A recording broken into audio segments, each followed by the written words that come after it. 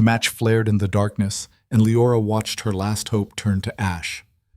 "Did you really think," Celestine laughed, dangling the charred invitation above Leora's outstretched hand, "that an alpha would look twice at you?"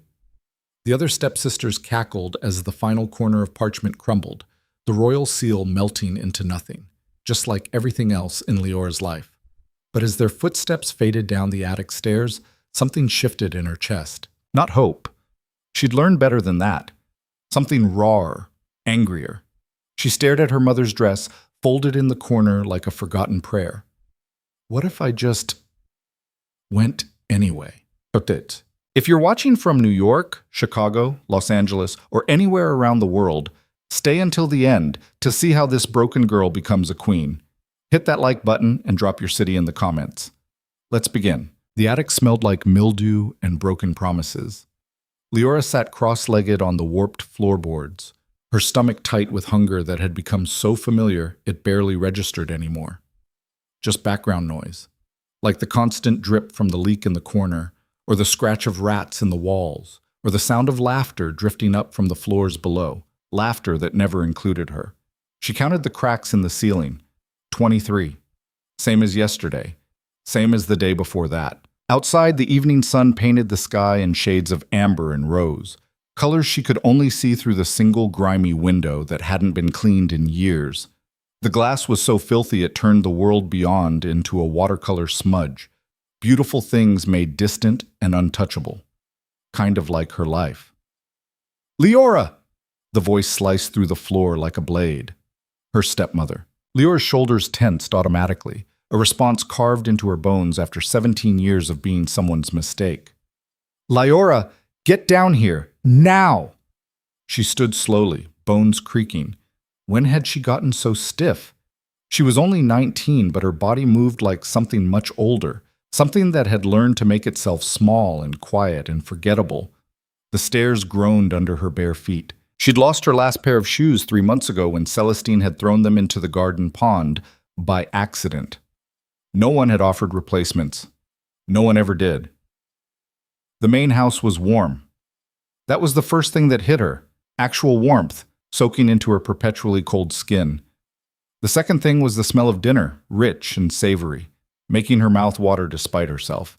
She knew better than to hope there'd be anything left for her. There never was. Her stepmother, Margot, stood in the center of the sitting room like a general surveying a battlefield. She was a handsome woman in a severe way, all sharp angles and sharper eyes. Behind her, Leora's 3 stepsisters sprawled across the velvet furniture like cats. Celestine, the eldest and cruelest, examining her nails. Rowena, the middle child, smirking at something on her phone. And Isabeau, the youngest at 16, who sometimes almost looked sorry before remembering she wasn't supposed to be. "There you are," Margot said, her lip curling. "Took you long enough." "I came as soon as—" "Don't speak unless spoken to." Margot's voice could freeze water. "I have news. The royal family has extended an invitation to our household." Leora's breath caught. The royal family. Everyone in the 5 territories knew what that meant. The mating ceremony. It only happened once every decade when unmated wolves of age were summoned to the capital for the sacred bonding rituals. The magic that connected true mates was ancient, powerful, and rare enough that being chosen for it was considered the highest honor. "The ceremony," Celestine said, not looking up from her nails. "Obviously we're all going. Father's bloodline is impeccable." Your father's bloodline, Liora thought, but didn't say. Her own father had been Margot's first husband, a gentleman from a modest pack who'd died when Liora was 3. Margot had remarried quickly, a wealthy merchant from the northern territories who'd brought status and money and 3 daughters of his own. He died too, 5 years back, but by then the hierarchy was established. Liora was the charity case. The burden. The girl who should be grateful for the roof over her head and the scraps from the table. "But there's been a complication," Margot continued, and something in her voice made Leora's skin prickle. "It seems the invitation specifies all eligible females of the household." The room went very still. "No," Celestine said flatly. "Absolutely not." "You can't be serious," Rowena added, finally looking up from her phone. "She's not even—" The invitation came with a registry, Margot cut in, her jaw tight. Apparently, when your father registered our family years ago, he included her. She said it like a curse. If we don't bring all registered members, we risk insulting the crown. And that, daughters, we cannot afford. Leora's heart was hammering so hard she could feel it in her throat. The ceremony, a chance to leave this house, even for a few days. A chance to be around other wolves, to maybe, just maybe. Well, we'll just explain, Celestine said, standing abruptly. We'll tell them she's ill, indisposed, anything. We can't lie to the crown, Isabeau said quietly. They'd know. Then we tell the truth, Rowena suggested, a mean smile playing at her lips. That she's weak, practically human. That no alpha in their right mind would— Enough, Margot raised a hand. I've already considered our options. We will bring her, but she will remain in the servants' quarters, out of sight. The invitation will be satisfied and no one need ever know she's there. Something inside Liora cracked. It was a small sound like ice breaking on a winter lake. Quiet, but irreversible. I want to attend, she heard herself say. The room erupted. Excuse me? Celestine's voice could strip paint. Did you just— Rowena started, but Margot silenced them with a look. She turned to Liora slowly, like a predator sizing up prey. What did you say? Leora's hands were shaking. She clasped them behind her back. The invitation includes me. I have the right to attend the ceremony. Rights? Margot's laugh was glass-shattering. You think you have rights? You, who we've clothed and fed out of the goodness of our hearts? You, who contribute nothing to this household except— I do everything, Liora said, and her voice was stronger now, fueled by something she didn't recognize. I cook, I clean, I mend your clothes and tend the garden and scrub the floors you walk on. I do all of it, and I never complain, and I never ask for anything. But this— her throat tightened. The ceremony happens once in a lifetime. I'm asking, please. The silence that followed was suffocating. Then Celestine started laughing. It was a bright, cruel sound like bells at a funeral. Oh, this is rich. This is actually rich. She thinks— She turned to her sisters. She actually thinks an alpha would want her. Rowena joined in. Look at her. She's barely wolf. Can she even shift? I can, Liora whispered. She hadn't shifted in years. There was nowhere to run in an attic, and showing her wolf had always resulted in punishment. But she could. She knew she could. Prove it, Celestine challenged. Right now. Show us your wolf. Leora's jaw tightened. Shifting required strength, energy, food, things she didn't have. Attempting it now would likely result in a humiliating failure, and they knew it. That's what I thought, Celestine said smugly. She crossed to where Margot stood, plucking something from the side table. An envelope. Heavy parchment, sealed with red wax bearing the royal crest. Leora's invitation. You want to go to the ceremony? Celestine held it up, dancing it just out of reach. You think you deserve this? Give it back, Liora said quietly. Make me. Time seemed to slow. Liora could see it playing out, her lunging forward, desperate and pathetic, while they laughed and tossed the invitation between them like a toy. She'd seen this game before, lived it. Her childhood had been full of these moments, each one teaching her that resistance only made the cruelty last longer. But something was different today.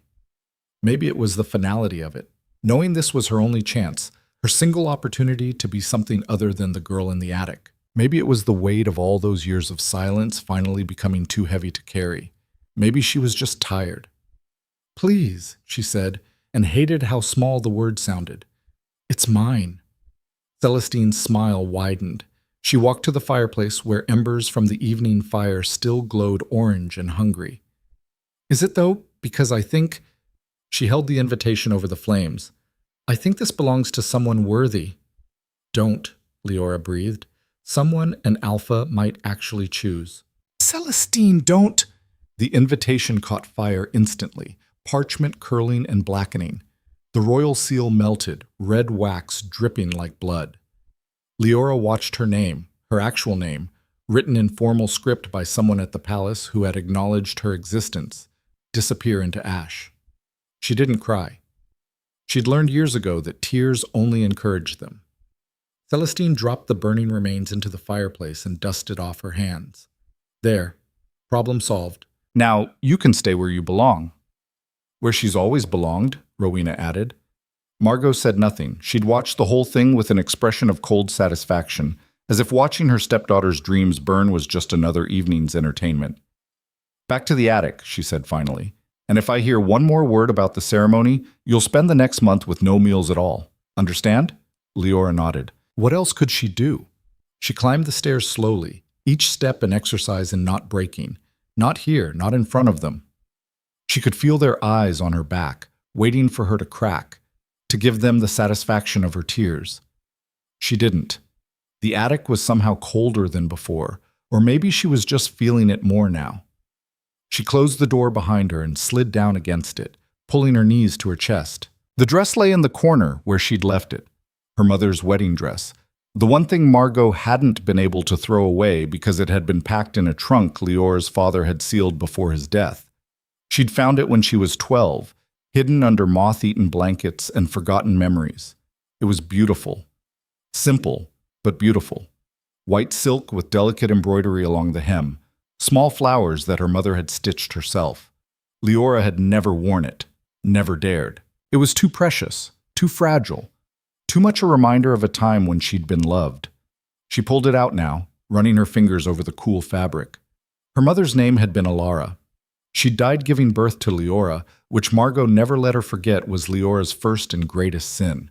But her father had told her stories before he died, about how Alara had laughed at everything, how she'd believed in impossible things, how she'd said that the moon blessed those who were brave enough to chase their own light.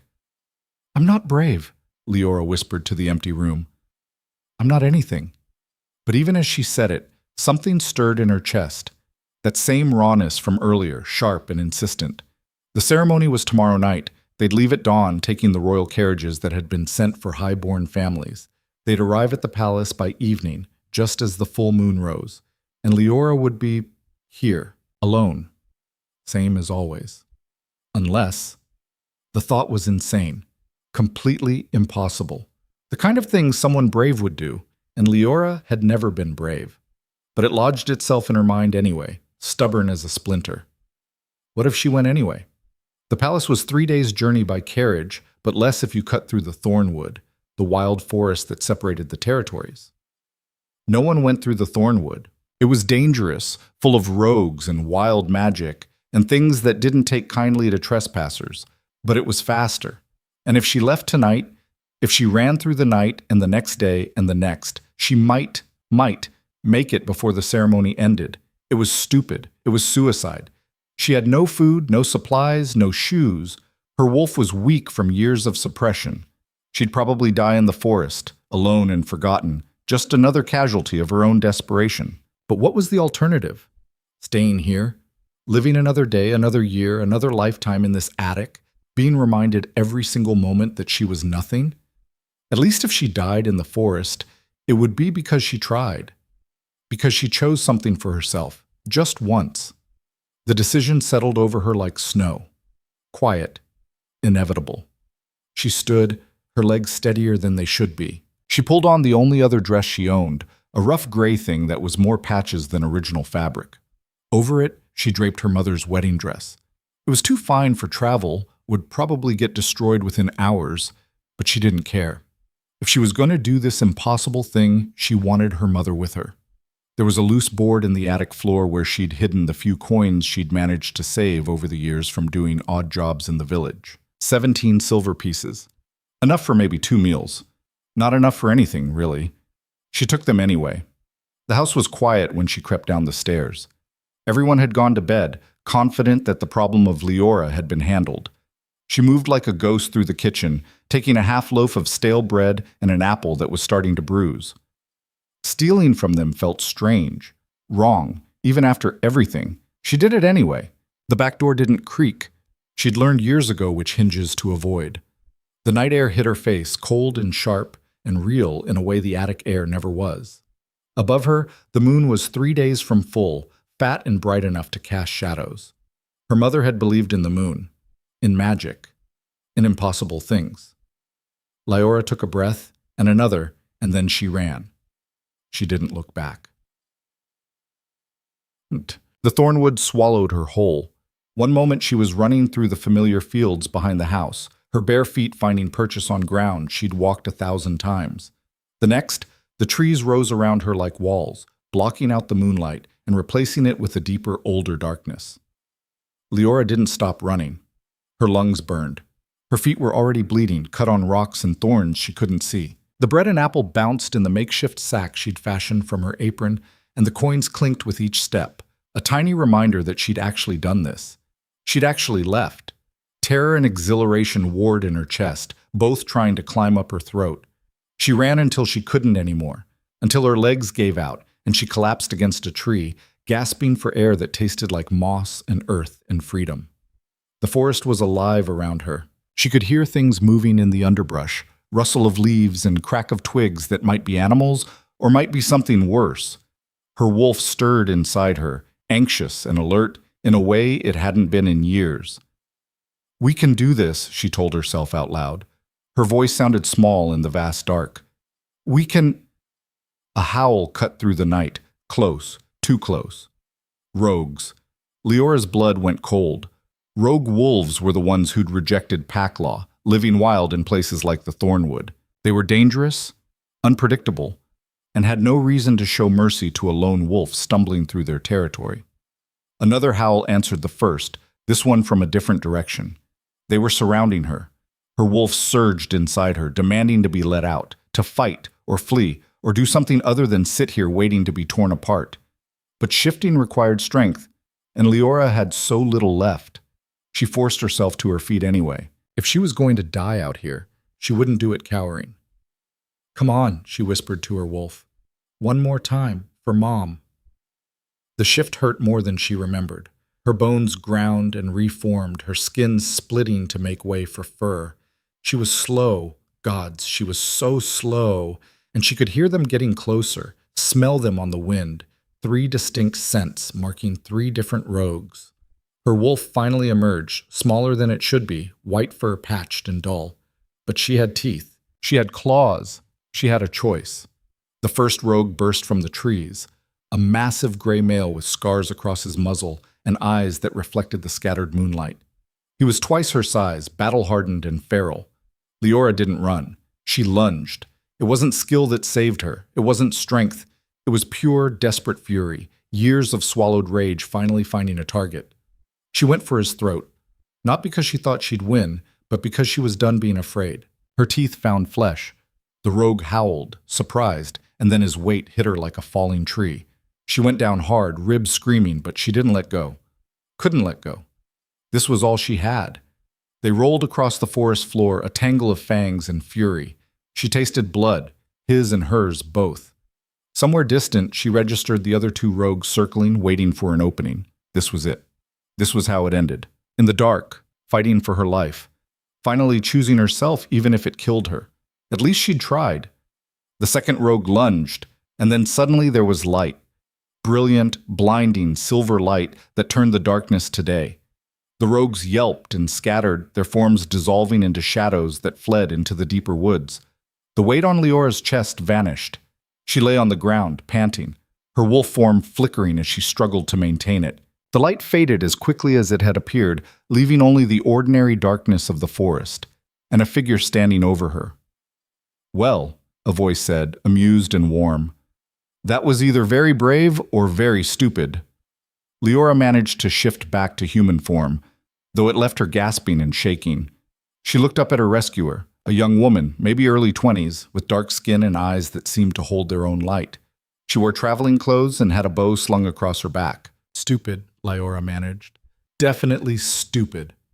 The woman laughed and offered a hand. "I'm Marin, and you're either running from something terrible or towards something impossible. No one goes through the Thornwood at night for any other reason." Liora took the offered hand, letting herself be pulled to her feet. Her legs shook but held. "Both, maybe." "Well, you picked a hell of a night for it. The Thornwood's been restless lately, all the magic stirring up for the ceremony." Marin tilted her head, studying her. "That's where you're headed, isn't it? The mating ceremony." "How did you—" Why else would someone push themselves this hard? Marin gestured to Leora's bleeding feet, her torn dress. Her mother's dress, she realized with a pang, already dirty and ripped. You're running on empty, girl. When did you last eat? Actually, eat? Leora couldn't remember. Marin sighed. Right, come on, my camp's not far. You can't make it to the palace like this. You'll be dead before dawn. I don't have time to... You don't have time to die either, Marin interrupted gently. Trust me. Few hours rest, some food, and I'll set you on the safest path through the forest. Otherwise, you're just feeding yourself to the rogues. Liora wanted to argue, wanted to keep running, keep pushing, because stopping felt like giving up. But her body made the decision for her, legs buckling again. Marin caught her. Easy. I've got you. And because Liora had no other choice, and because the kindness in those words was something she hadn't heard in so long it made her throat tight, she let herself be helped. Marin's camp was a small clearing with a fire burning low and warm. There was a bedroll, a pack, and the smell of something cooking in a pot over the flames. Rabbit stew, Leora's nose told her, and her stomach cramped with sudden, violent hunger. Sit, Marin ordered, pointing to a log near the fire. Eat. Then you can tell me your story. Or not. I don't need to know. But you look like you could use some listening. Liora sat. Marin handed her a bowl of stew and a hunk of bread. Real bread, still warm. The first bite nearly made her cry. Slowly, Marin cautioned. Your stomach's not used to it. But Liora couldn't slow down. She ate like she was afraid it would be taken away, because things always were. When the bowl was empty, Marin refilled it without a word. Thank you, Liora whispered. Don't thank me yet. Thank me when you make it to the palace alive. Marin settled across the fire, her expression thoughtful. So, running toward the ceremony without an invitation, I'm guessing? I had one. It got destroyed. Family? Liora nodded. They always are, Marin said quietly. The worst wounds come from the people who should protect us. She poked at the fire with a stick. I'm a tracker. I guide people through the thornwood for coin. Usually smugglers and people avoiding the main roads for one reason or another. But tomorrow night's the ceremony, and no one's fool enough to travel during a full moon when the mating magic's active. So I'm headed to the palace myself, not to participate, she added quickly. Just to see it. It's history, you know? Happens once a decade. Will they let you in? Without an invitation? They'll let anyone in to watch. It's the participating that requires the invitation. Marin's eyes gleamed. But I'm guessing you're planning to do more than watch. Liora stared into her bowl. I don't know what I'm planning. I couldn't stay there anymore. In that house. Being nothing. You're not nothing. You don't know me. I know you fought 3 rogues alone rather than give up, Marin said firmly. I know you're crossing the thornwood at night with no supplies and bleeding feet because something inside you said, not today. That's not nothing. That's someone who refuses to die quietly. The words hit something deep in Leora's chest. She'd never thought of it that way. She'd always seen herself as weak, broken, barely surviving, but maybe survival itself was a kind of strength. Get some sleep, Marin said, standing. We leave at first light. I'll get you to the palace by tomorrow night, but you need rest first. Why are you helping me? Marin was quiet for a moment. Because someone helped me once, when I was running from something terrible, and they told me to pass it forward when I could. She smiled. Besides, I have a feeling you're going to be an interesting story. Liora lay down on the bedroll Marin offered, her body finally registering just how exhausted it was. Above her, through the break in the trees, she could see the moon. 3 days from full. 3 days until everything changed. She thought of Celestine's face as she burned the invitation. Thought of Margot's cold dismissal. Thought of all the years of being told she was worthless, unwanted, wrong. And then she thought of her mother's dress, wrapped around her like armor. I'm coming, she whispered to the moon.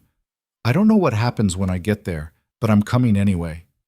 The moon offered no answers. But somehow, Liora felt heard. She closed her eyes and for the first time in years slept without nightmares. Dawn broke cold and gray over the thornwood, the kind of morning that felt more like a warning than a beginning. Liora woke to the smell of coffee, Real coffee, not the burnt grain substitute she'd been given at the house, and the sound of Marin breaking down camp with practiced efficiency. Up, Marin said without looking over. We've got maybe 12 hours if we push hard, less if the forest decides to get difficult. Liora sat up, every muscle in her body screaming. The fight with the rogues had left her bruised and stiff, her ribs aching with each breath. Her feet were worse, swollen and crusted with dried blood, where the makeshift bandages Marin had applied during the night had soaked through. Here, Marin tossed her a pair of worn leather boots. They'll be too big, but stuff the toes with moss. Better than shredding what's left of your feet. I can't take your... They're not mine. Found them on a body 3 months back, some fool who thought he could cross alone. Marin's tone was matter of fact. Dead don't need boots, you do. Liora pulled them on. They were too big, just like Marin said, but they were sturdy and still had good soles. She packed the toes with moss from a nearby tree and stood. Her feet hurt, but it was bearable. Drink this. Marin handed her a tin cup. We won't stop again until nightfall. The coffee was bitter and scalding, but it chased away some of the fog in Leora's head. She drank it all, letting the heat settle in her empty stomach alongside the knot of anxiety that had taken up permanent residence there. What was she doing? Running toward a ceremony where she didn't belong, where everyone would know she didn't belong. She had no invitation, no status, no right to be there. And even if she made it, what then? Did she really think some alpha would look at her, starved and scarred and ordinary, and see a mate? You're thinking too loud, Marin said, shouldering her pack. I can hear it from here. I'm just realizing how insane this is. Too late for that. You're already here. Marin started walking, not waiting to see if Liora followed. Besides, insane is better than dead. And staying in that house would have killed you. Maybe not today, maybe not tomorrow, but eventually. I've seen it before. Liora hurried to catch up, the 2 big boots making her gait awkward. Seen what? People who stay in places that break them, piece by piece, until there's nothing left but the shape they think they're supposed to be. Marin pushed aside a low-hanging branch, holding it so it wouldn't snap back into Leora's face. You got out. That's the hard part. Everything else is just walking. Except it wasn't just walking. The thornwood grew denser as they went deeper, the trees pressing close like they were trying to push them back out. The path, if it could even be called that, was barely visible, just a suggestion of direction through undergrowth that grabbed at their clothes and roots that seemed to move when she wasn't looking directly at them. The forest was watching them. Liora could feel it, a presence that raised the hair on the back of her neck. Her wolf paced restlessly inside her, alert to dangers Leora's human senses couldn't quite name. Stay close, Marin said quietly, and whatever you do, don't respond if you hear voices. The thornwood likes to play tricks when the moon's close to full. What kind of tricks? The kind that get people lost. Marin's hand drifted to the knife at her belt. Just stay close. They walked for hours. The sun climbed higher but barely penetrated the canopy, leaving them in a perpetual twilight that played havoc with Leora's sense of time. Her stomach cramped with hunger. The stew from last night had been her first real meal in days, but one meal couldn't undo years of deprivation. Her body was running on fumes and stubbornness, mostly stubbornness. Marin, she said after what felt like the 100th identical stretch of trees, how do you know where we're going? Landmarks. Marin pointed to a tree with a gash in its bark, old but deliberate. I marked the paths I know are safe. Well, safer. Nothing in the thornwood is really safe. Comforting. Wasn't trying to comfort you. Was trying to keep you alive. Marin stopped abruptly, her head tilting. Quiet. Liora froze. At first she heard nothing except the usual forest sounds. Wind in the leaves, the distant call of a bird, her own too loud heartbeat. Then she caught it. Voices. Faint and melodic, like singing. Don't listen, Marin whispered. Keep walking. But the voices were beautiful. They called in a language Liora almost understood, promising rest and safety and everything she'd been chasing. Her feet wanted to follow the sound, to find its source. Marin grabbed her arm hard enough to bruise. I said don't listen. The sharp pain cut through the fog.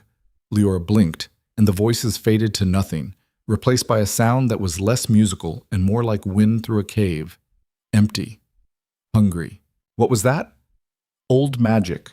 The kind that predates pacts and territories. Marin released her arm, but kept a hand on Leora's shoulder, guiding her forward. The Thornwood's been here longer than we have. It doesn't like being crossed, especially not during ceremony time when all the other magic stirred up. They walked faster now, Marin's usual steady pace quickening to something closer to urgency.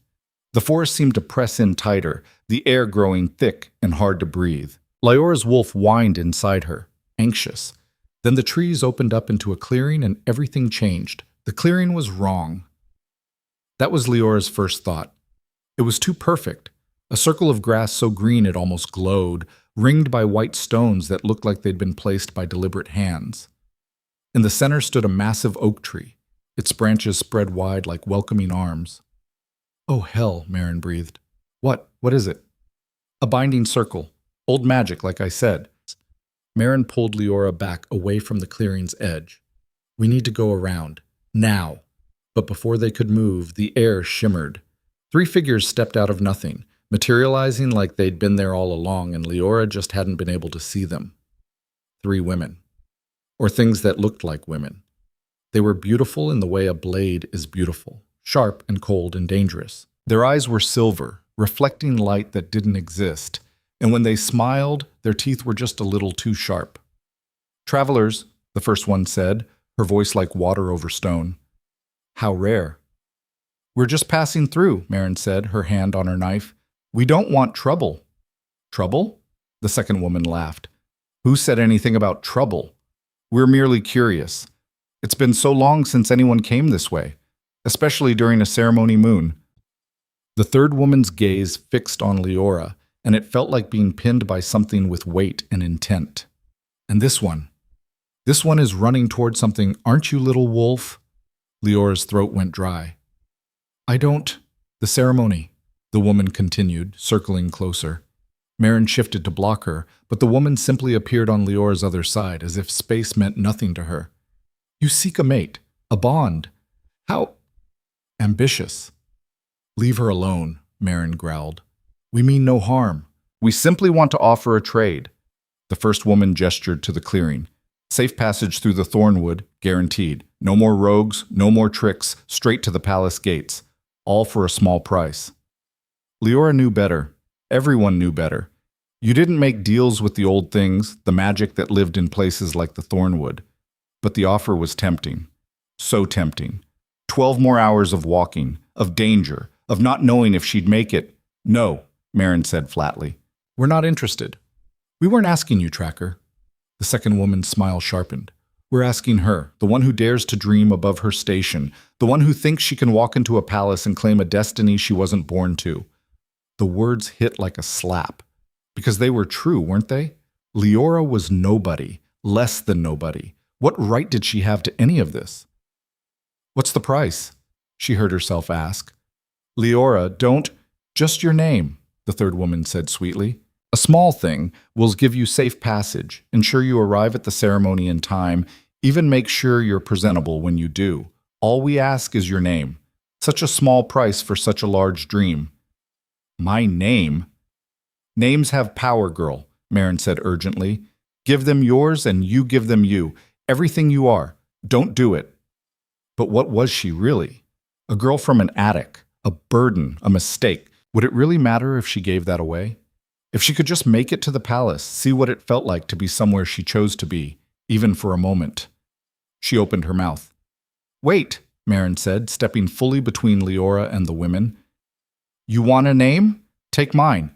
Let her go and I'll— We don't want yours, Tracker. We want hers. The desperate one. The one whose desire burns bright enough to feed on for years." The first woman's eyes gleamed. "What do you say, little wolf? Your name for your dream?" Liora looked at Marin, who was staring at her with something like fear. This woman, this stranger who owed her nothing, was offering to trade herself to save Liora from her own stupidity. And suddenly, Liora was angry. Angry at these creatures for preying on desperation. Angry at herself for almost falling for it. Angry at every person who'd ever made her feel like she was so worthless that trading herself away was a fair price for a scrap of hope. No, she said. The women's smiles faltered. No, Liora repeated, louder. I won't trade my name. I won't trade anything. Because maybe I am nobody right now. Maybe I don't deserve to be at that ceremony. But I'm going anyway. And I'm going to do it the hard way, the real way, because that's the only way that matters. The clearing went very still. Then the third woman threw back her head and laughed. It wasn't a cruel sound. It was genuinely delighted. Oh, she has teeth after all. How unexpected. We like her, the second woman declared. The first woman studied Liora for a long moment, then nodded slowly. Very well, no trade. But know this, little wolf. The path ahead is harder than you imagine. Are you certain you wouldn't rather take the easy way? There is no easy way, Liora said, surprised by how steady her voice sounded. There's just the way I choose, and I choose to walk. The women exchanged glances, some wordless communication passing between them. Then they stepped back, and the shimmer in the air faded. The clearing looked less perfect now, more ordinary, like whatever illusion they'd been maintaining had dropped. Then walk, the first woman said. But remember, we offered mercy. What comes next is on your own head. They vanished. Not gradually, not with fanfare, just gone, like they'd never been there at all. Liora's legs gave out. She sat down hard on the forest floor, shaking. That, Marin said, her voice unsteady, was the stupidest, bravest thing I've ever seen. I almost said yes. But you didn't. That's what counts. Marin offered her a hand. Come on, we need to move. They might not try again, but I'd rather not test it. They skirted the clearing and plunged back into the trees. Liora's heart was still racing, adrenaline making her hand shake. She'd almost given her name to creatures made of old magic and hunger, almost traded herself for a shortcut. But she hadn't. The realization settled over her slowly. She'd made a choice. Not because someone told her to, not because she was too afraid to do otherwise, but because somewhere in the last day she'd started believing she was worth keeping. Thank you, she said to Marin, for offering to trade yourself. Don't thank me. I'm just glad you were smart enough to refuse for both of us. Marin glanced back at her. You surprised me back there. Most people would have taken the deal. Most people probably have something worth trading. You really believe that? That you're worth so little? Liora thought about it. A day ago, she would have said yes without hesitation. But now, with her feet in stolen boots, and her mother's dress wrapped around her, and the memory of refusing old magic still burning in her chest. I don't know, she admitted, but I'm starting to think maybe I could be. Worth something, I mean. Marin smiled. Good. Hold on to that feeling. You're going to need it. The rest of the day blurred into an endless march. The sun, what little of it penetrated the canopy, tracked across the sky. Liora's stomach cramped with hunger. Her feet screamed in the too big boots. Her ribs ached with each breath. But she kept walking. Marin set a brutal pace, only stopping once to let Liora drink from a stream and eat a handful of dried meat from her pack. The food sat heavy in Liora's stomach, her body unsure what to do with real nutrition after so long without. How much farther? Liora asked, her voice hoarse. We're making good time. Should reach the forest's edge by dark, and the palace is only an hour's walk from there. Marin helped her to her feet. Think you can make it? Liora's body screamed no. Everything hurt. She was exhausted, starving, running on nothing but willpower and spite. Yes, she said. Marin's expression softened. You know, I wasn't joking earlier. You're either very brave or very stupid. Can I be both? That startled a laugh out of Marin. Fair enough. Come on, brave, stupid girl. Let's get you to your destiny. They walked and walked and walked.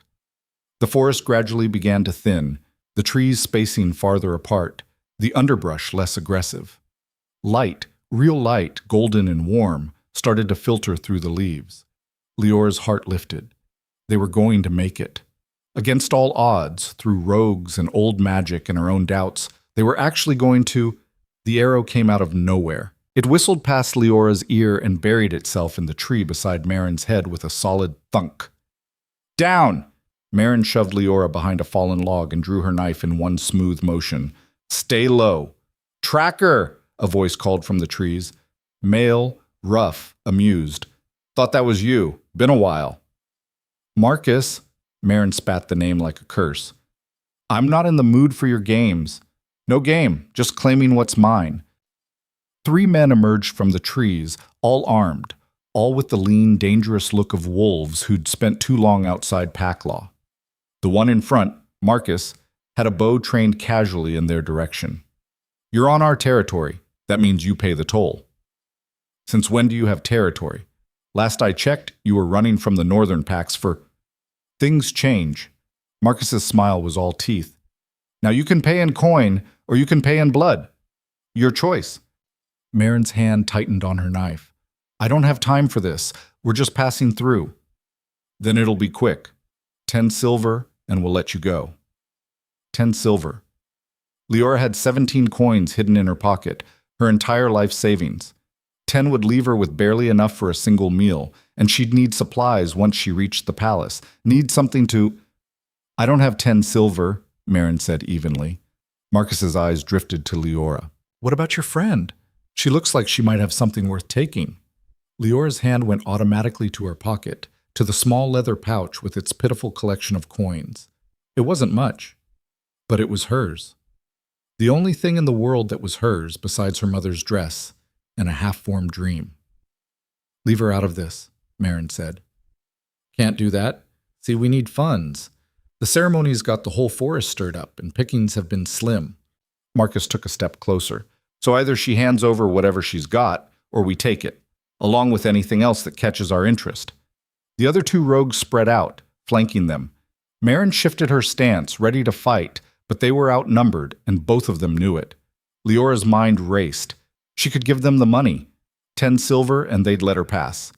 She'd arrive at the palace with nothing, but at least she'd arrive. That was what mattered, right? Except it wasn't just about arriving. It was about arriving as herself, on her own terms, carrying what little she had with dignity instead of surrendering it to wolves who thought strength gave them the right to take. She'd surrendered enough in her life. No, she said, standing up. Liora, what are you... No, she repeated, stepping out from behind the log. You can't have my money. Marcus laughed. Little wolf's got spine. I like that. But spine doesn't stop arrows. He drew the bow back, aiming at her chest. Leora's wolf surged inside her, desperate to shift, to fight, to do something other than stand here waiting to be killed for 17 silver pieces. But she was weak, so weak, and there were 3 of them, and the world exploded with light. Not the silver light from last night. This was different, golden and fierce and burning with authority. It poured through the trees like liquid sun, and the rogue screamed. Marcus's bow clattered to the ground. All 3 men dropped to their knees, heads bowed, trembling. What? Liora started, but Marin grabbed her arm. Palace guard, she whispered. Move, now. They ran. Behind them, Liora could hear voices, official, commanding. The guards were arresting the rogues, or killing them. She couldn't tell which, and didn't stay to find out. They burst out of the thornwood into open air, and Liora gasped. After 2 days in the perpetual twilight of the forest, the evening sun was blinding. But more than that, the palace. It rose in the distance like something out of a dream, all white stone and soaring towers and flags snapping in the wind. It sat on a hill overlooking a valley, surrounded by gardens and walls and hundreds of wolves gathering for the ceremony. They'd made it. We should go, Marin said, breathing hard, before the guards finish with those idiots and start asking questions. But Liora couldn't move. She stared at the palace, at the impossible destination she'd been running toward for 2 days. It looked even more unreachable now than it had from the attic, huge and grand and so far above her station that the distance felt measured in more than miles.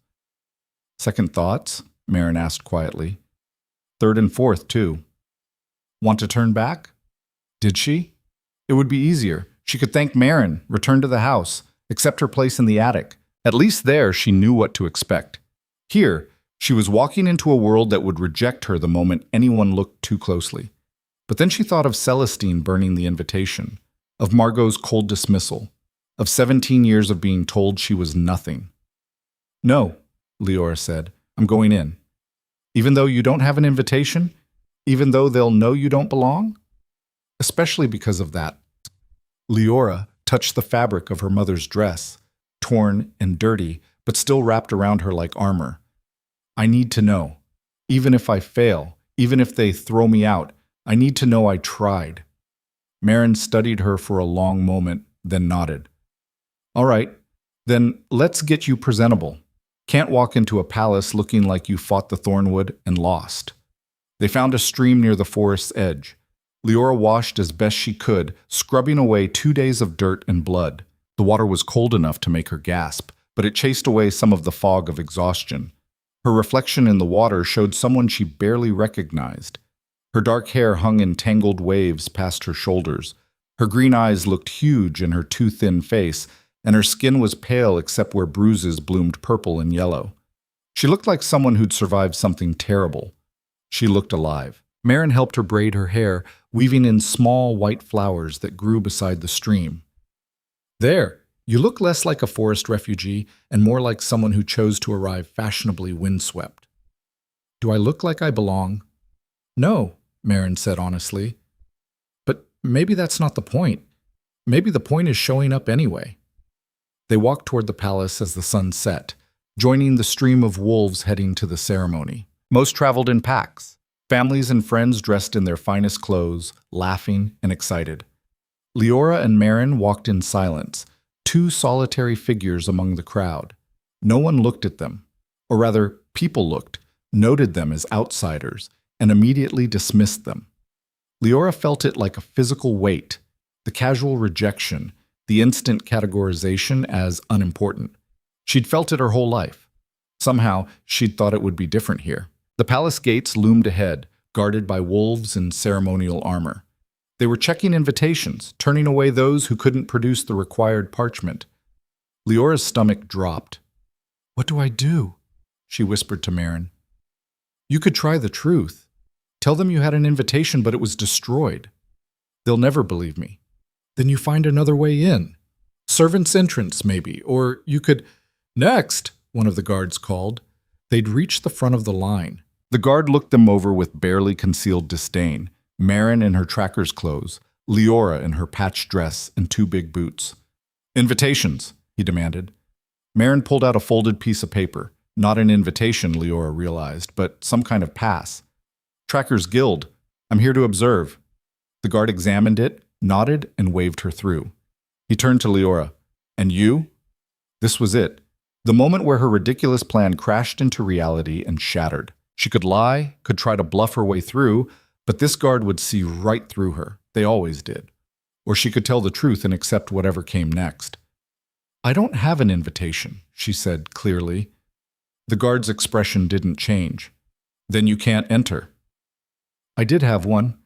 It was destroyed. My name should be on the registry, Liora Vale, daughter of... Without the physical invitation, I can't verify your claim. Step aside. Please, I've come so far. Step aside, the guard repeated, his hand moving to his weapon. Or I'll have you removed. Marin appeared at her elbow. Come on, we'll figure something out. But Liora couldn't move. She'd crossed the Thornwood, fought rogues, refused old magic, survived 2 days of hell to get here, and now she was going to be turned away at the door because of a piece of paper her stepsister had burned. The injustice of it was so overwhelming she wanted to scream. Instead, she felt her wolf rise. Not to shift, she didn't have the strength for that. But her wolf's presence filled her, making her stand straighter, making her voice carry when she spoke. My name is Liora Vale, she said, loud enough for the people behind her to hear. I am the daughter of Liora Vale, who served in the Northern Court before her death. I am registered for this ceremony, and I am asking, not begging, asking to be allowed entry to verify my claim. The guard's expression hardened. Final warning, Step. Let her in. The voice cut through everything. It came from behind the guard, from inside the palace grounds. A woman stepped forward, older, with silver streaking her dark hair and wearing the formal robes of a high court official. The guard immediately stepped back. Lady Meridian, I heard. She claims her invitation was destroyed. We can verify that easily enough. The woman, Lady Meridian, looked at Liora with eyes that seemed to see too much. Come with me, child. We'll check the registry. Liora didn't hesitate. She walked through the gates, feeling the weight of dozens of stairs, hearing the whispers start. That woman had no invitation. Who does she think she is? Look at her clothes. Probably lying. She kept walking. Lady Meridian led her through a courtyard of impossible beauty, fountains and gardens and stone pathways that gleamed in the torchlight. Other wolves milled about in formal wear, their conversations stopping as Liora passed. She'd never felt more out of place in her life. "Here," Lady Meridian said, opening a door to a small office. Inside, a desk was covered in ledgers and documents. She pulled one out and opened it, running her finger down a list of names. "Vale, you said?" "Liora Vale. My father was Aldrich Vale, of the Eastern Pack. He married into the Northern Territories." Lady Meridian's finger stopped. "Here. Registered 5 years ago by Aldrich Vale, merchant. One daughter, Liora, age 14 at time of registration." She looked up. "That you?" "Yes." "And your invitation?" "Destroyed by my stepsister. She didn't think I should attend." Lady Meridian was quiet for a moment. "Your father died, didn't he? And your mother before that?" "Yes."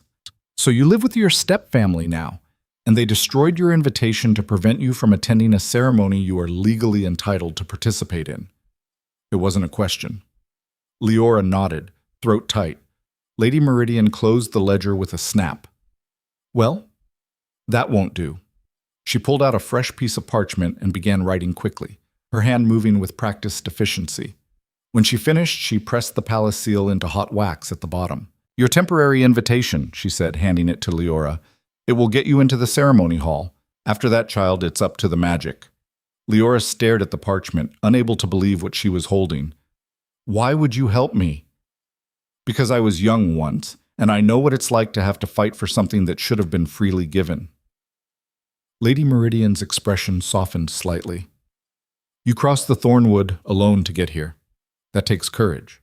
Or desperation. Either way, you've earned the right to try." "Thank you," Liora whispered. "Don't thank me yet. The ceremony begins in an hour, and you look like you've been living in the woods." Lady Meridian gestured to a door. "Through there. The servants will help you clean up. Try not to look quite so much like a forest creature when you enter the hall."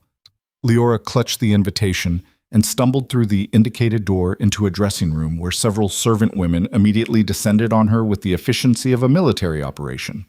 They stripped her down, gasping at the bruises and the 2 visible bones, and guided her into a bath that was almost painfully hot. She soaked while they worked, scrubbing away the last of the Thornwood's dirt, combing the tangles from her hair, applying salves to her cuts and bruises. When they finally pulled her from the water, she felt more human than she had in years. "The dress is ruined," one servant said, examining her mother's wedding gown. "We can try to clean it, but—" "I need to wear it," Liora said. "Please, it was my mother's."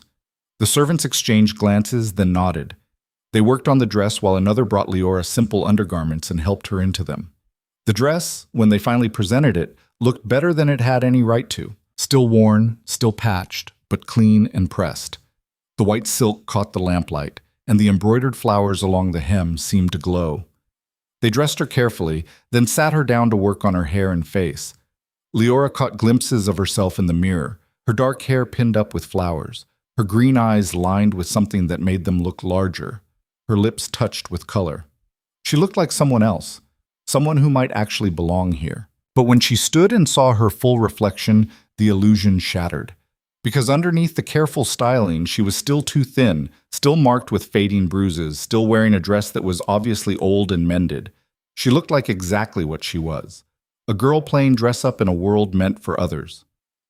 "You're ready," one of the servants said gently. "The ceremony begins soon. Through that door, down the hall, 3rd entrance on the right." Liora thanked them and stepped out into the corridor. She could hear music now, and voices, and the building hum of anticipation. Somewhere in this palace, Margot and her stepsisters were probably getting ready, assuming Liora was still safely locked away in the attic. The look on their faces when they saw her would almost be worth whatever happened next. She followed the servants' directions, her heart pounding harder with each step. Other wolves passed her in the corridor, all in formal wear, all looking like they belonged. They glanced at her and away, dismissing her instantly. She was used to being dismissed. The third entrance opened into a massive hall that stole her breath. The ceiling soared 3 stories high, painted with murals of the moon in all her phases. Crystal chandeliers hung like frozen stars, and the walls were draped in silver and white. The room was already packed with wolves, hundreds of them, maybe thousands, all gathered for a ceremony that happened once in a decade. Liora stood at the entrance, frozen. This was real.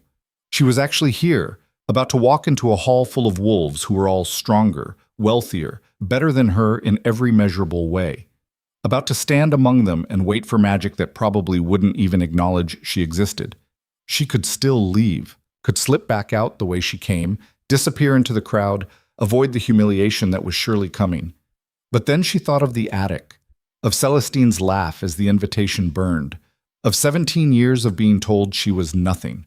She thought of her mother, who'd believed in impossible things. And she walked into the hall with her head high, wearing her mother's dress like armor, carrying nothing but courage, and 17 silver coins and a temporary invitation that might not even count. Behind her, someone gasped. She didn't look back. She'd come this far. Whatever happened next, she would face it standing. The gasp came from a cluster of well-dressed women near the entrance, their eyes widening as they took in Liora's appearance. She felt their stares like physical touches, assessing and dismissing her in the span of a heartbeat. Their whispers followed her as she moved deeper into the hall, each word a small blade. Who is that? Look at her dress. Is that supposed to be formal wear? Someone let a servant in by mistake.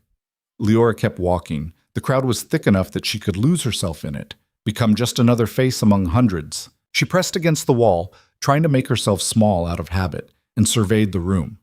The ceremony hall was even more overwhelming from the inside. The painted ceiling depicted the story of the first mating bond. 2 wolves beneath a full moon, their forms intertwined with silver light. Around the perimeter of the room, tables groaned under the weight of food Liora couldn't even name. Crystal glasses caught the chandelier light and threw rainbows across the marble floor. And the wolves. So many wolves, all of them polished and perfect. The women wore gowns that probably cost more than Liora's house, their hair arranged in elaborate styles, their throats and wrists dripping with jewelry. The men were equally impressive in formal suits, their postures radiating confidence and power. These were the elite, the strong, the chosen.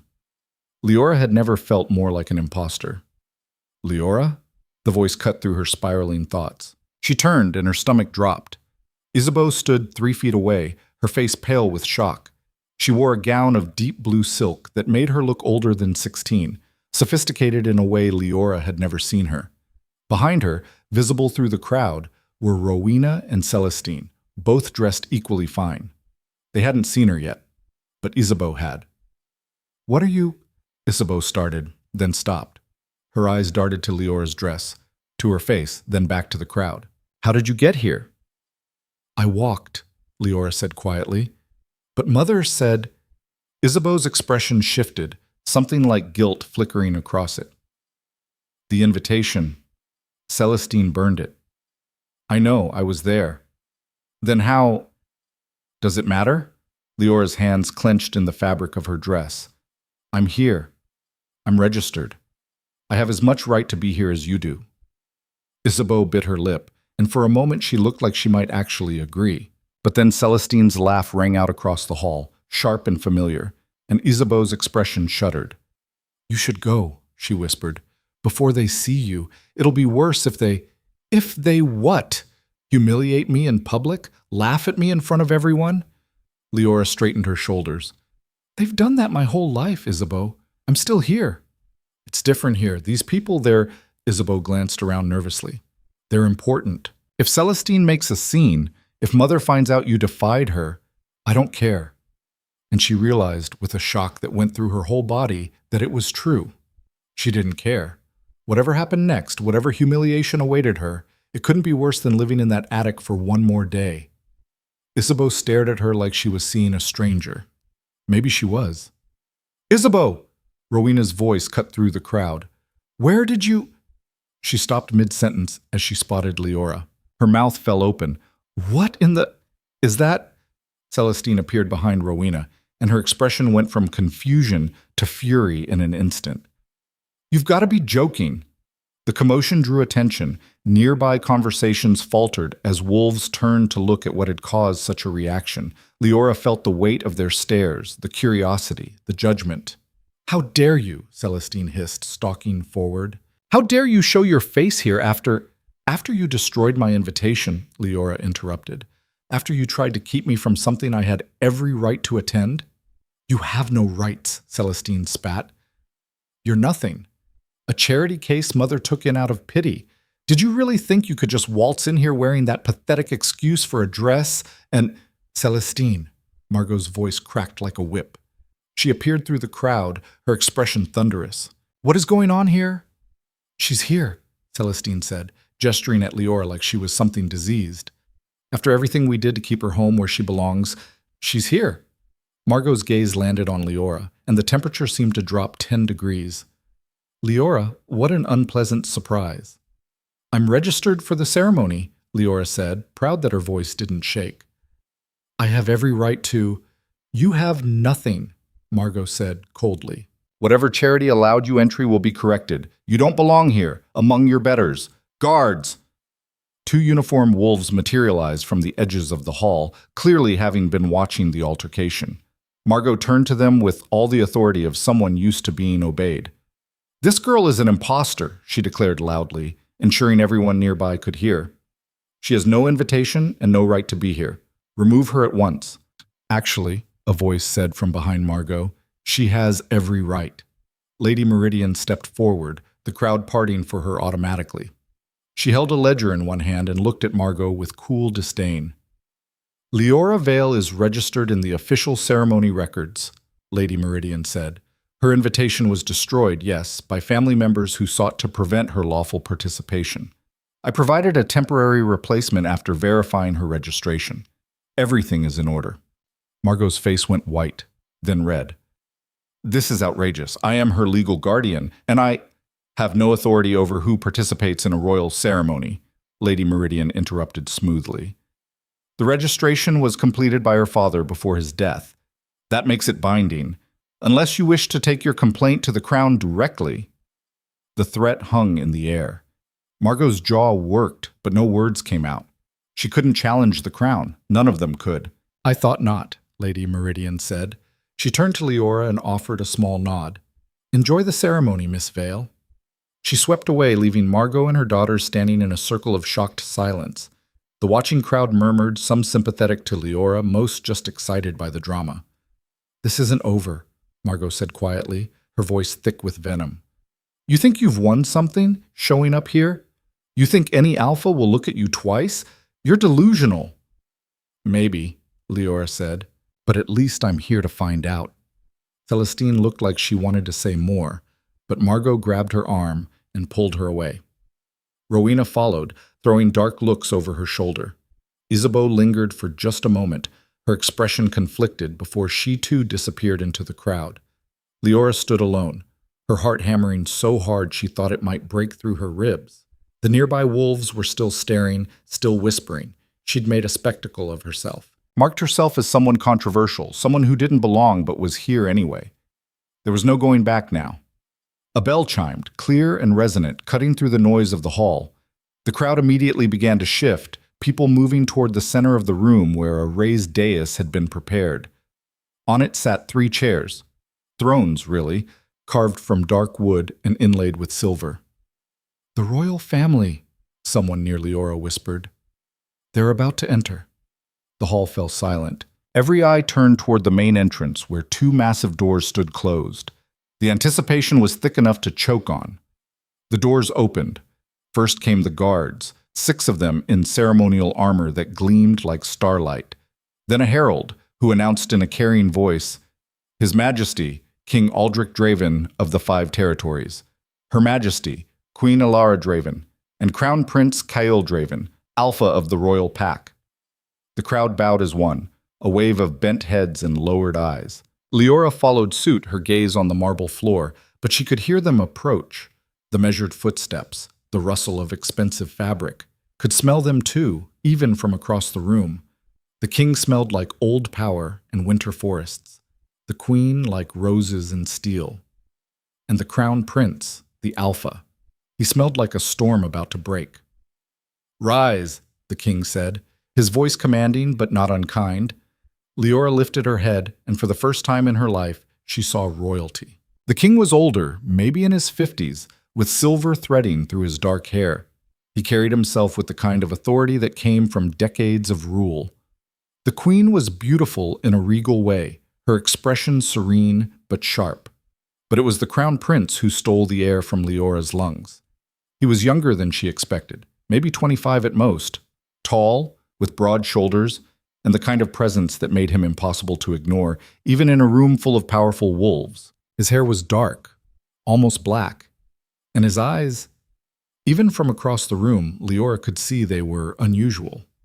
Amber, like liquid gold, and currently surveying the crowd with an expression of profound disinterest. He looked bored, like this entire ceremony was a chore he had to endure rather than an honor.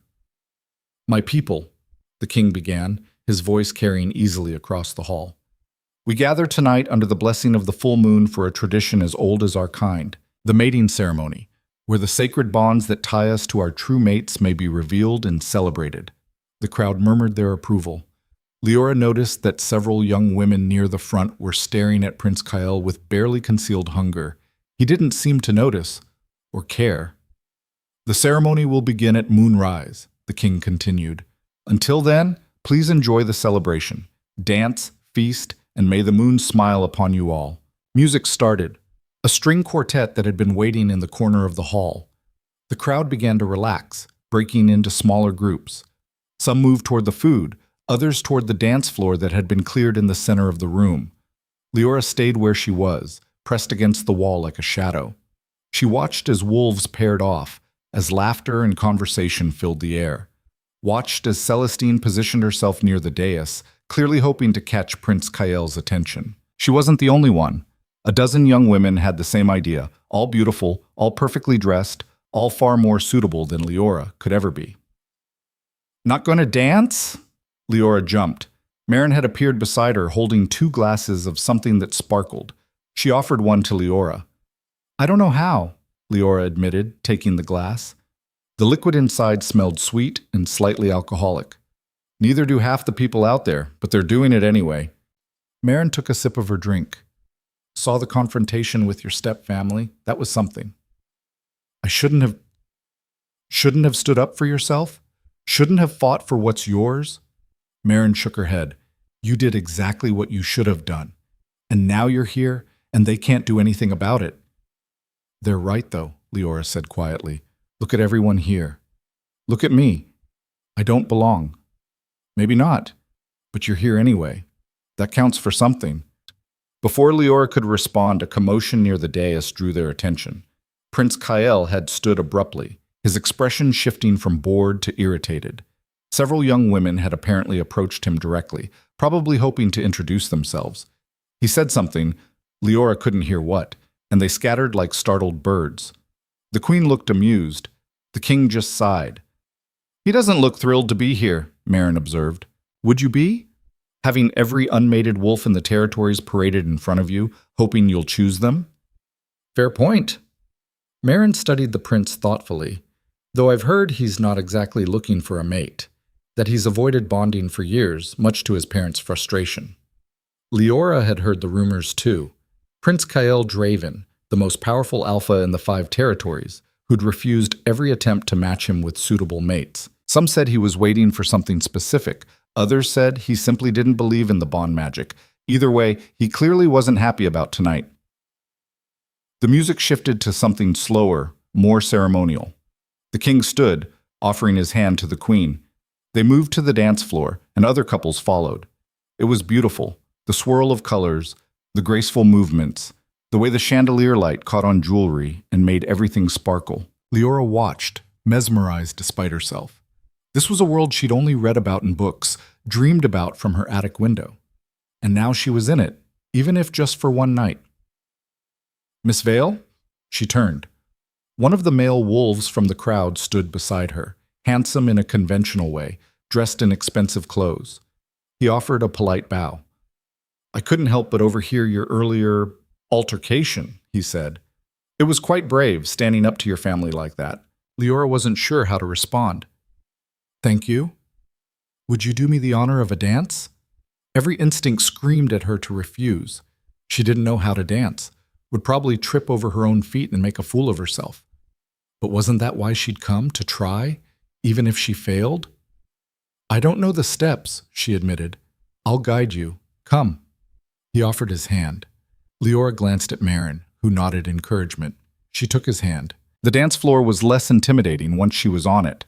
Her partner, he'd introduced himself as Lord Cassian of the Western Pack, was patient, guiding her through the steps with quiet instructions.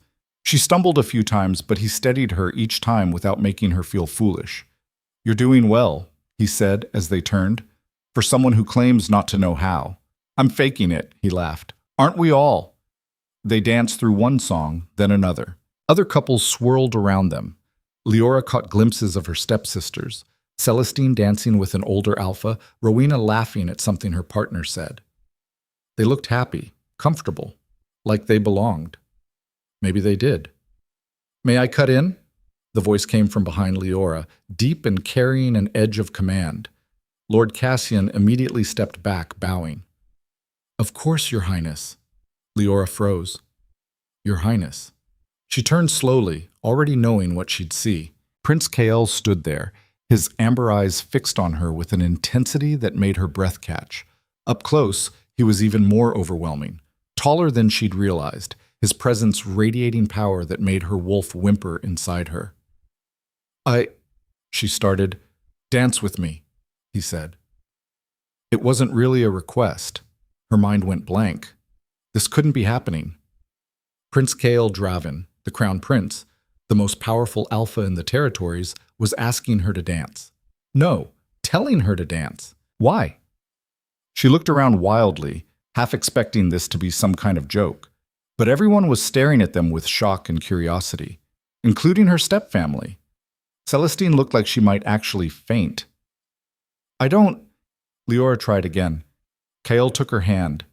His skin was warm, calloused in a way that suggested he was more than just a figurehead.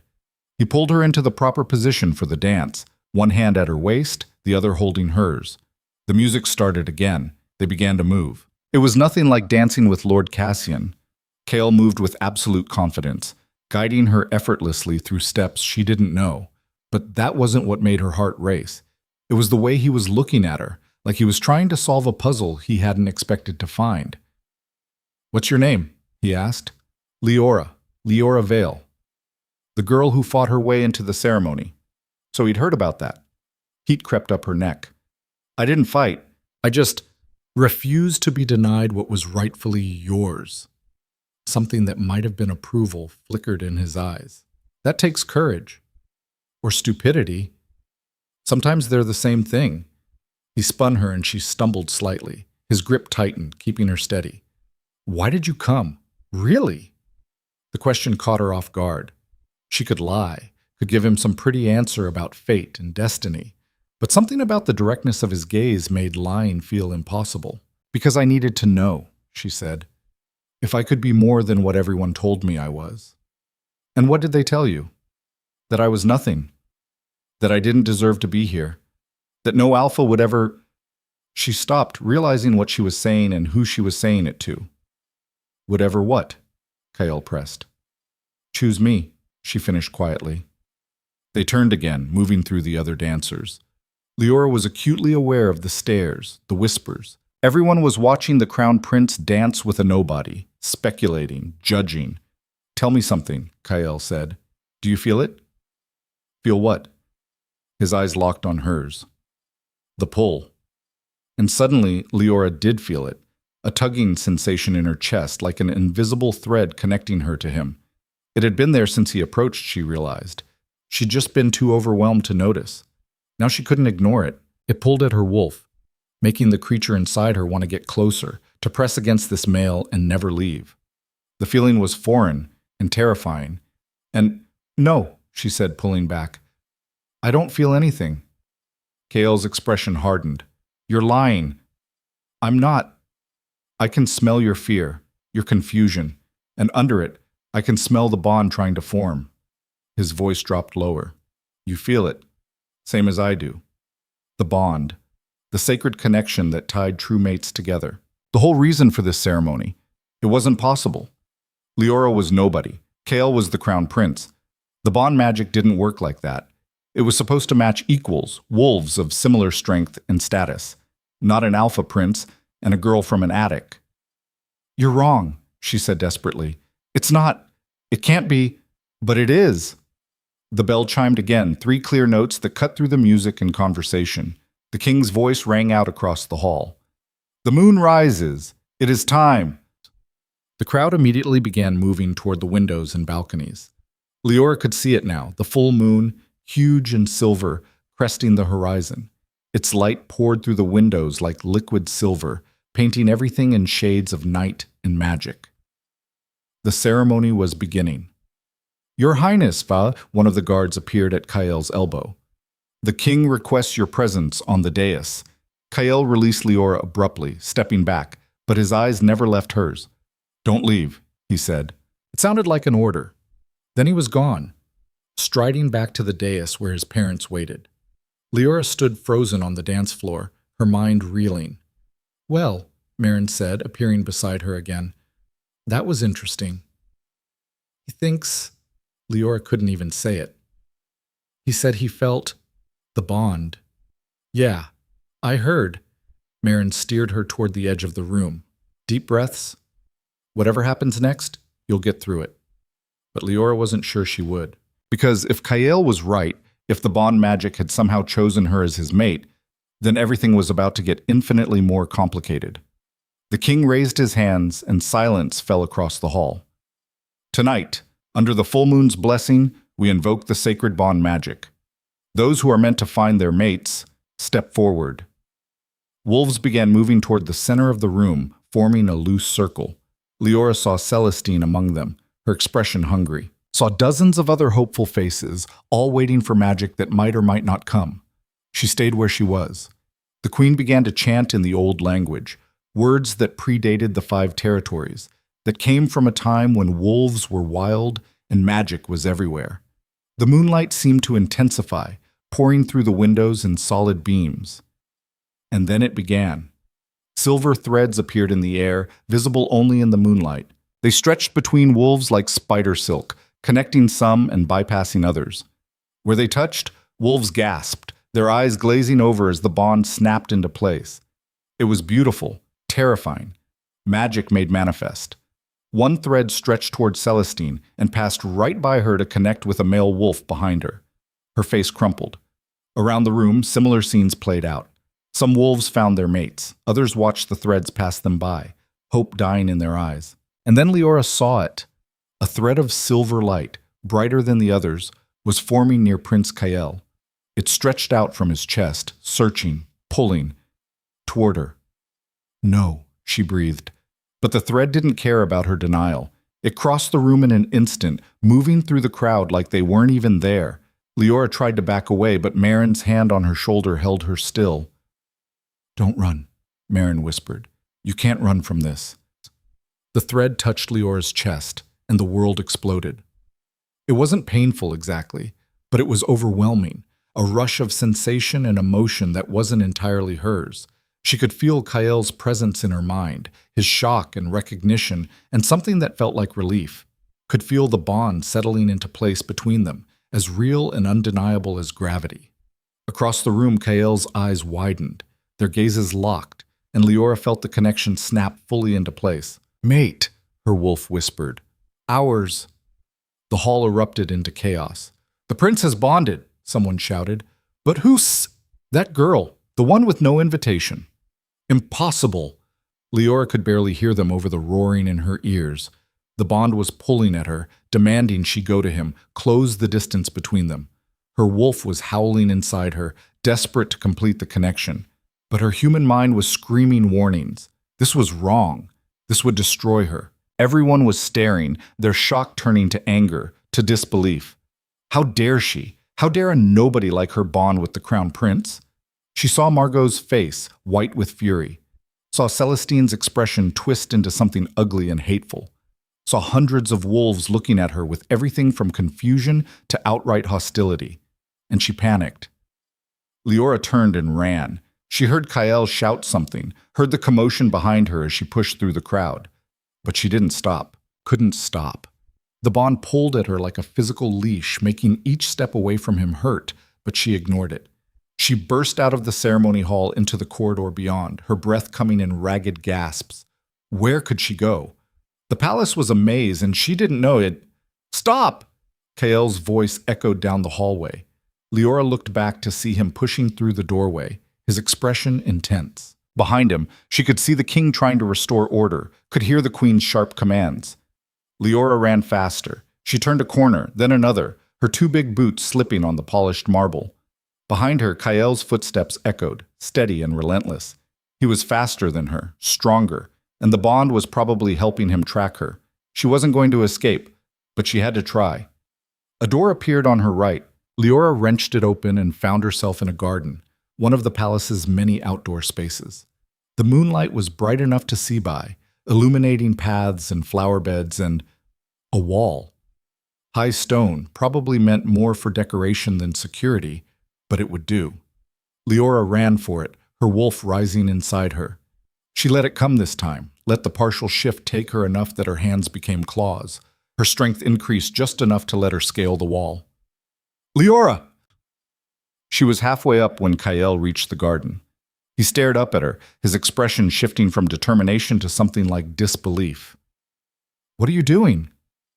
Leaving, she gasped, pulling herself higher.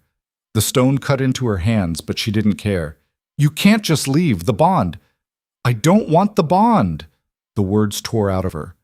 I don't want any of this. I just wanted one night where I wasn't nothing, and now you're trying to turn it into what we both felt the moment I touched you, Kael finished. He moved to the base of the wall. Come down. We'll talk about this. No, everyone saw. They all know now, and they hate me for it. Your own people, your court. They think I'm some kind of trick, some nobody trying to steal what doesn't belong to her. You didn't steal anything. The bond made a mistake. Liora reached the top of the wall, her muscles screaming. On the other side was darkness, probably another garden, maybe the forest beyond. She didn't care which. I can't do this. I can't be what you need. I'm not strong enough, not important enough. You fought 3 rogues alone, Kael said quietly. You crossed the Thornwood in 2 days. You stood up to your family and walked into a ceremony you knew you didn't belong in, and you did it anyway. You think that's weakness? That's desperation. It's not the same thing. It's exactly the same thing. He put his hand on the wall, like he was considering climbing after her. Please just come down and talk to me. The bond pulled at her, making her want to listen, to go to him. But Liora had spent 17 years learning not to trust good things. They always came with a price. I'm sorry, she said. I'm sorry the bond chose wrong.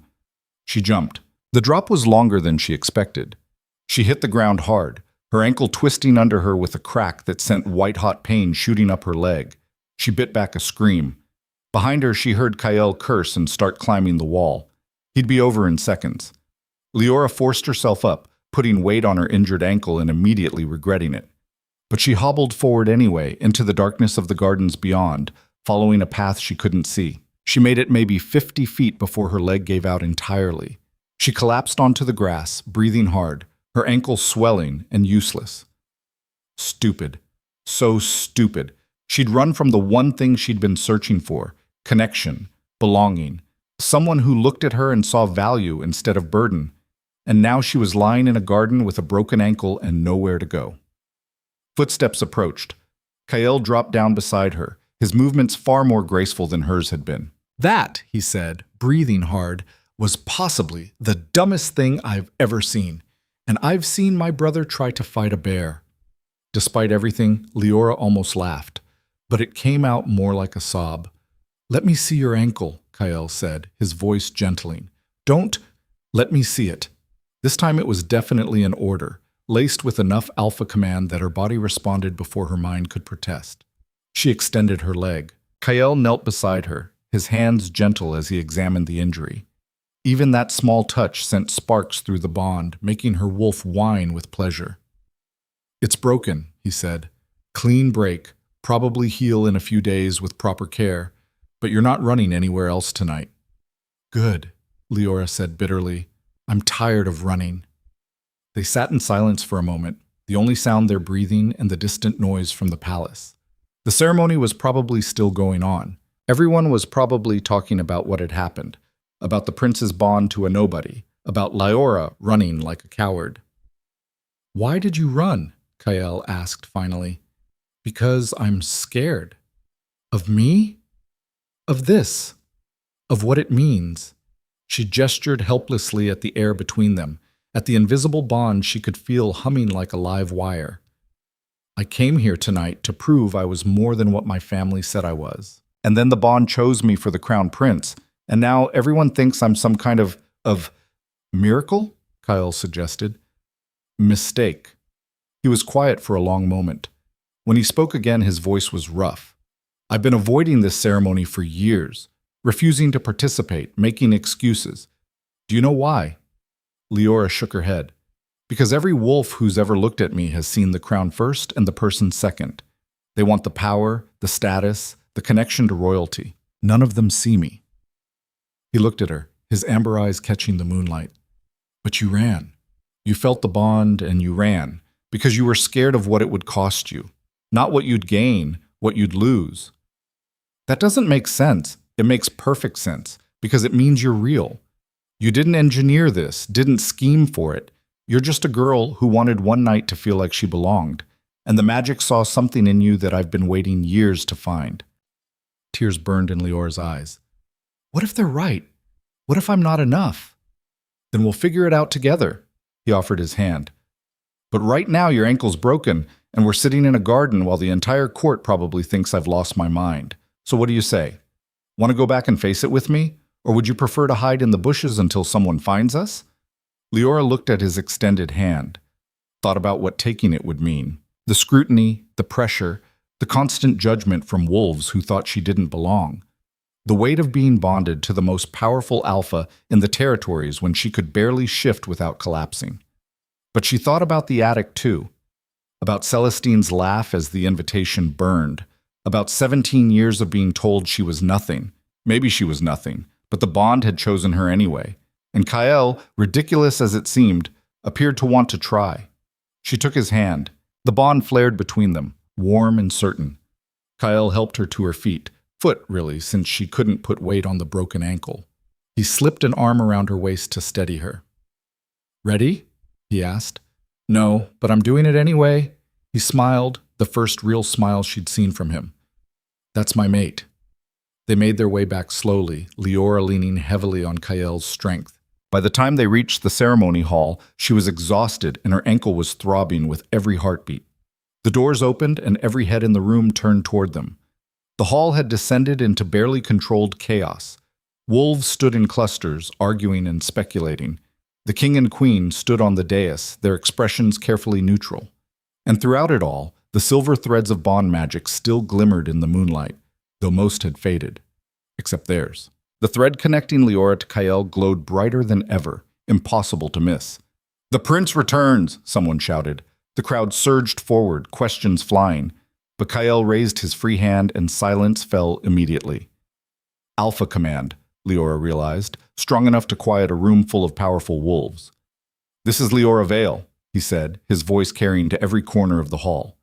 "My mate, chosen by the sacred bond magic, witnessed by all of you under the full moon. Does anyone dispute this?"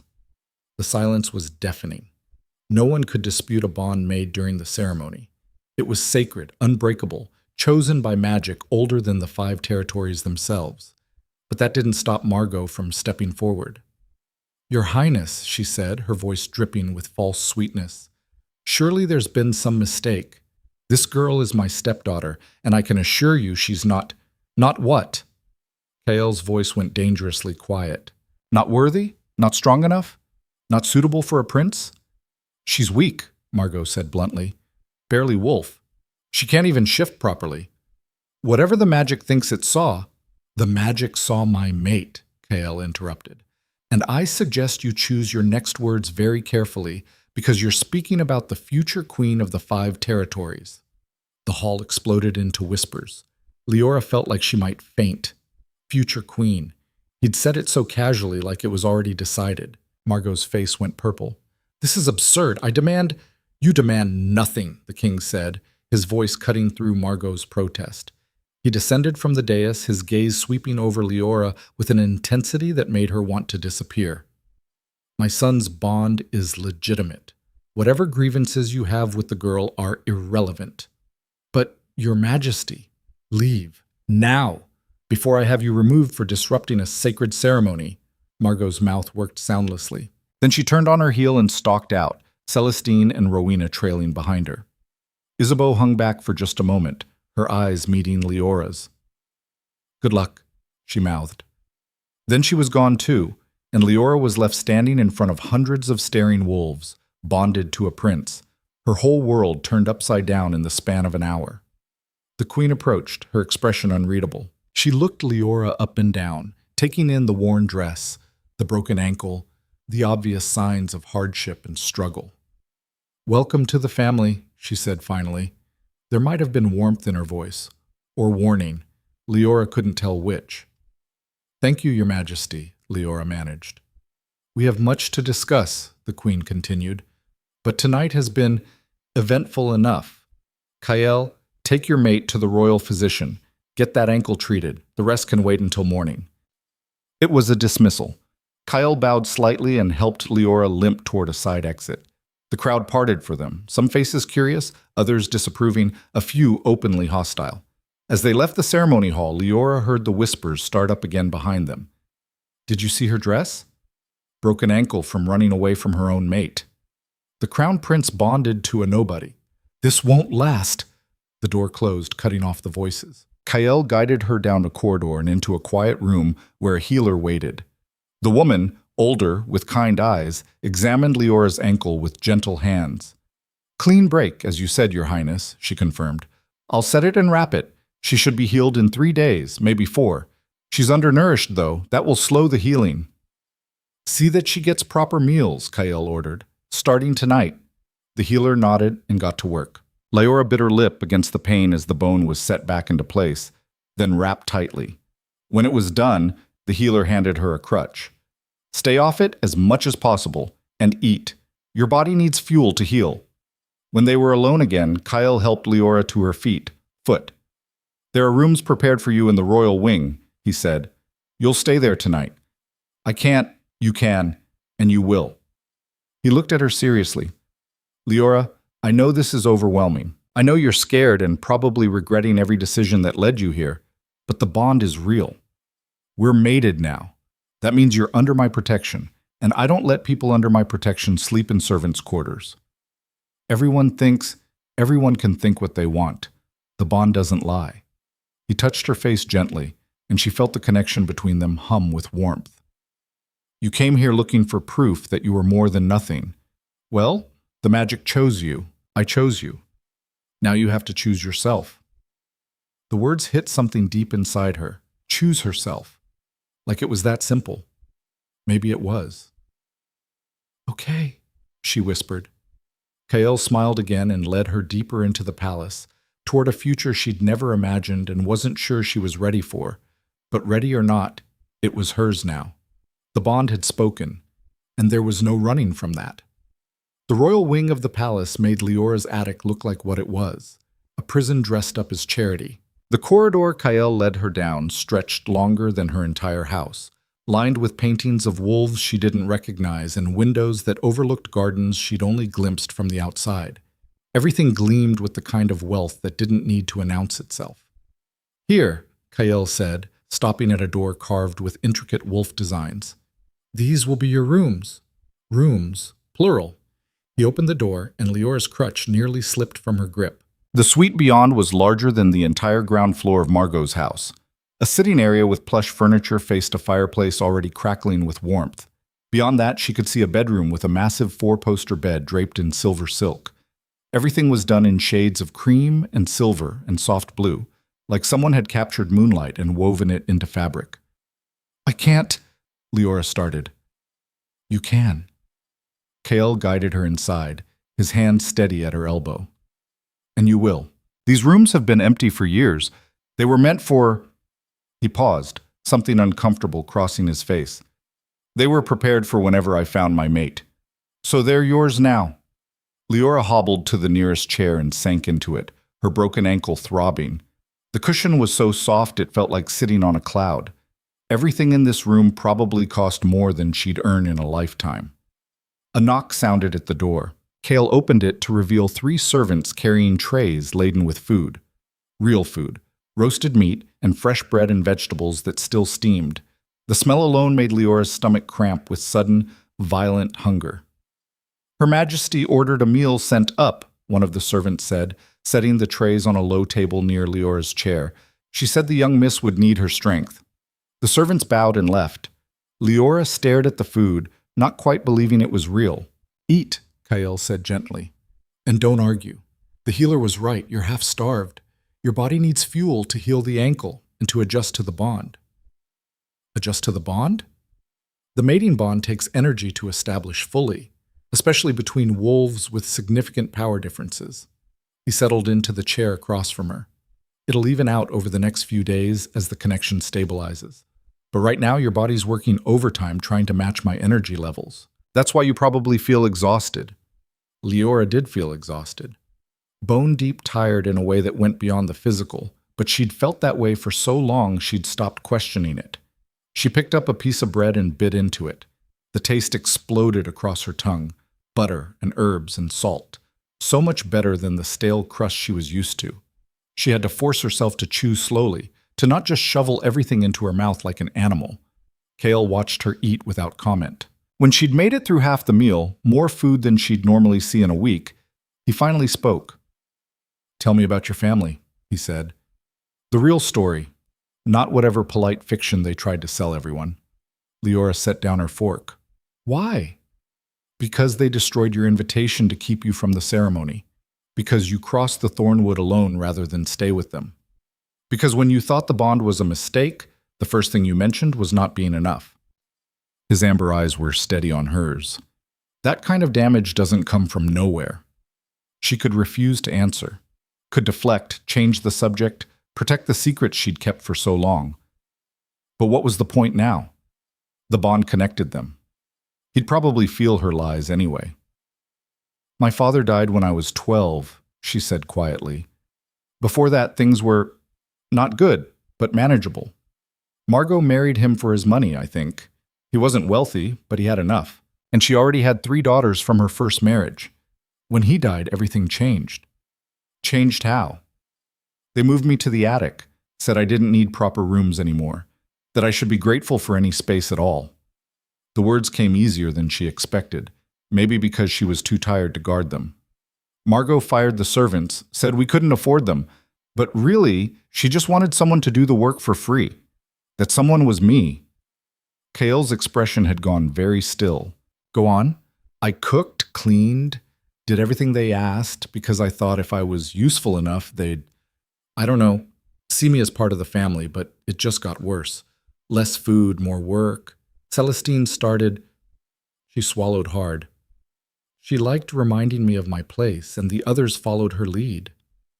Your place, Kale repeated, his voice dangerously quiet. What did they call your place? Nothing, a burden. The mistake that killed my mother. Liora picked at the food on her plate. My mom died in childbirth. Margot never let me forget that it was my fault. The temperature in the room seemed to drop. Kale stood abruptly and walked to the window, his back rigid.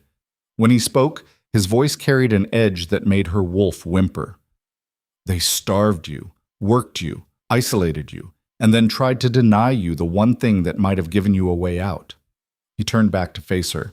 That's not family, that's abuse. Liora flinched at the word. She'd never called it that, not out loud. Abuse was what happened to other people in other houses. Not to her. She was just... It wasn't that bad, she heard herself say. Liora. Kyle crossed back to her, kneeling so they were eye level. You weigh maybe 90 pounds. I can count your ribs through that dress. Your wolf is so suppressed from years of not shifting that it took you 3 tries to fight off those rogues in the forest.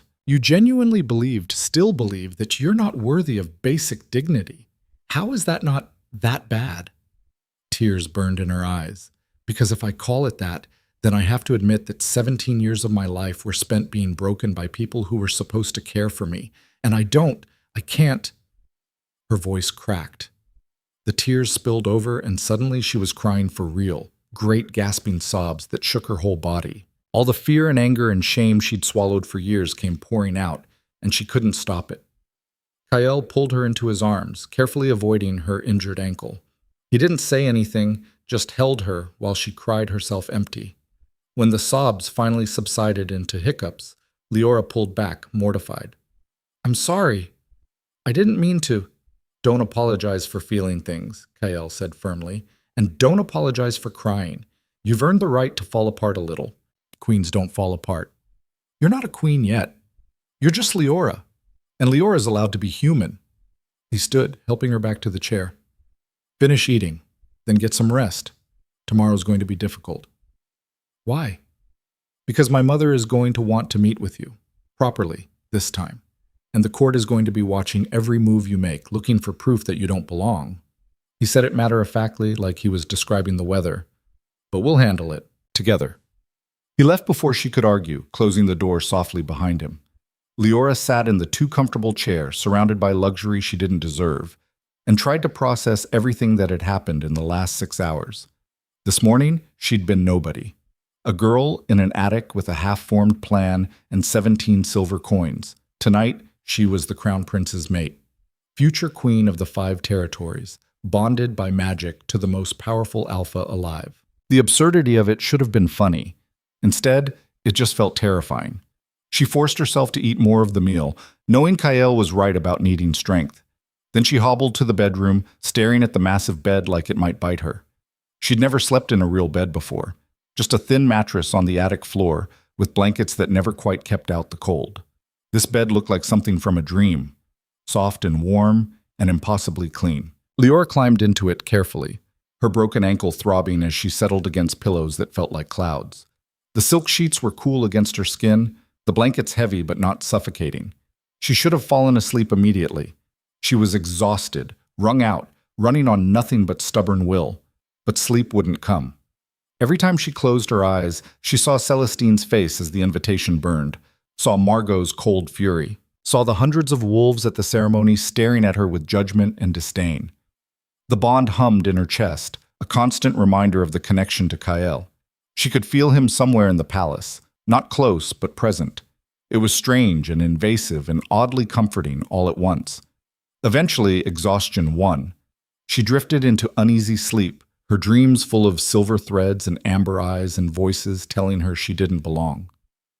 Morning came too soon.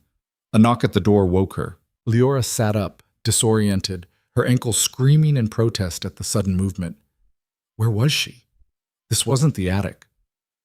The events of last night crashed back into her awareness. Right. The palace. The ceremony. The bond. "Miss Vale?" A female voice called from beyond the door.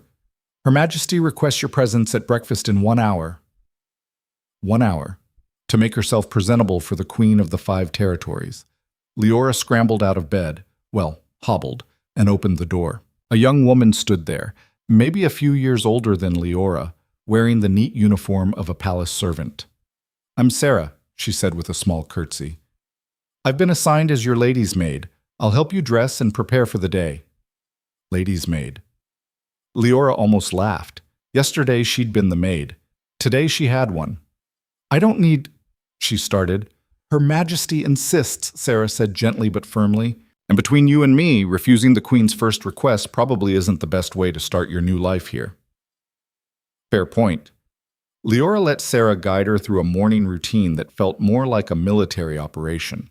First, a bath in a tub so large Liora could have stretched out fully and still had room. Sarah helped her wash her hair with soaps that smelled like lavender and something citrus, carefully working out the tangles. "Your hair's beautiful," Sarah commented, running her fingers through the wet strands. "Such a rich dark color. And these natural waves. Most of the court ladies pay good money trying to achieve this." Liora didn't know what to say to that. Her hair had always just been hair, something to keep out of her face while she worked. After the bath, Sarah helped her into undergarments that actually fit, a revelation, and then presented 3 dresses for her consideration. The queen sent these from her personal collection, Sarah explained.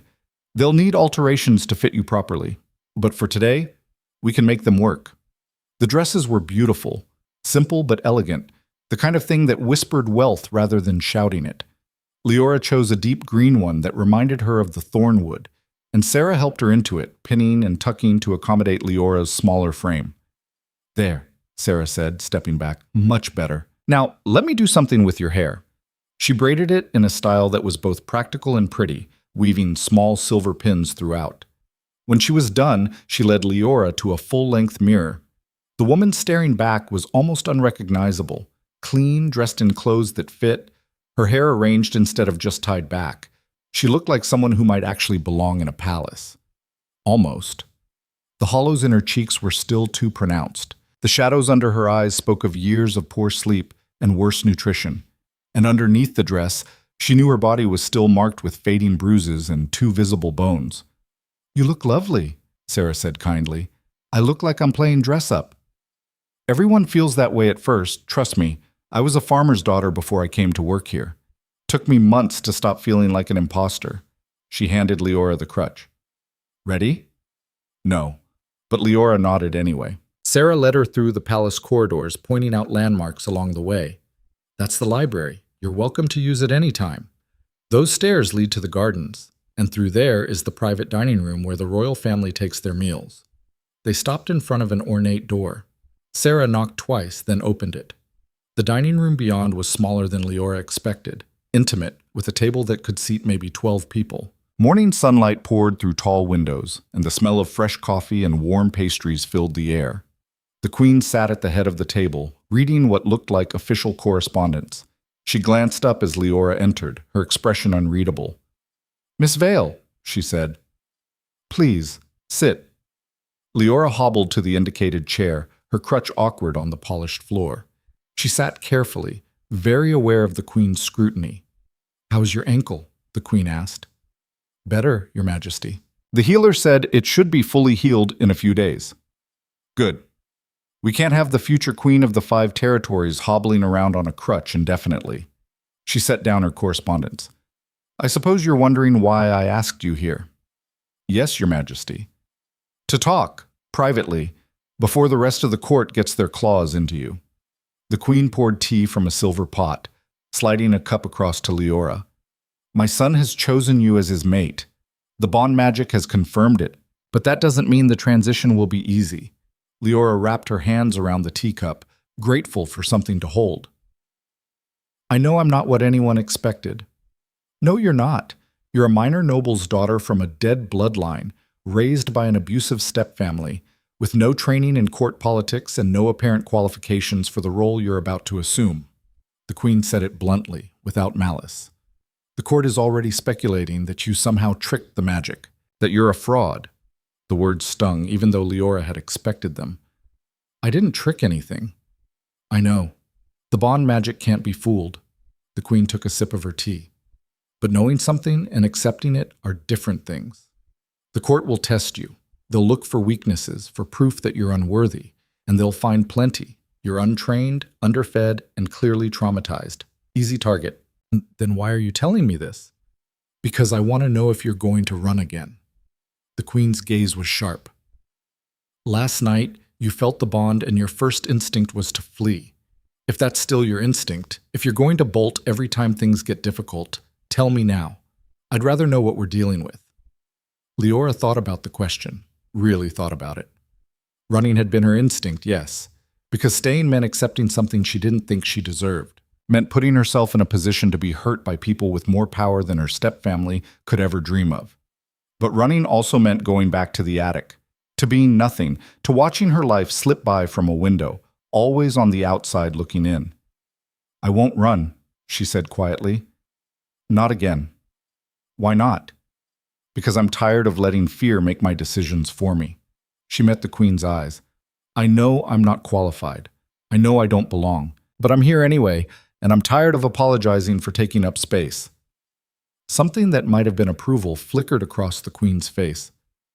Good. Hold on to that feeling. You're going to need it. A servant entered with trays of food, pastries and fruit and eggs cooked 3 different ways. The queen gestured for Liora to eat. "We need to get weight on you," she said practically. "You look half dead, and that's not the image we want to project. Starting today, you'll have 3 full meals a day, plus snacks. No arguments." "Yes, Your Majesty."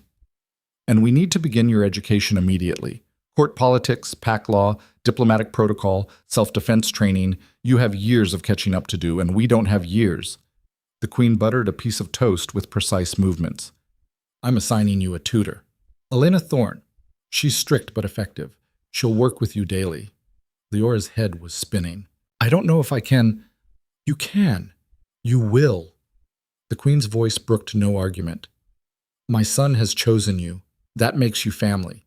And we take care of our family, but we also expect them to rise to the occasion. Understood?" "Yes, Your Majesty." They ate in silence for a few minutes.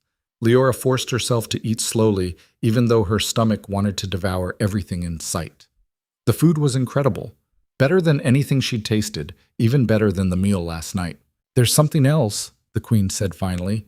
"Your stepfamily has made a formal complaint to the court." Leora's fork clattered against her plate. "What?" "They're claiming you manipulated the bond magic through some kind of dark ritual, that you've ensnared my son through unnatural means." The queen's expression was carefully neutral.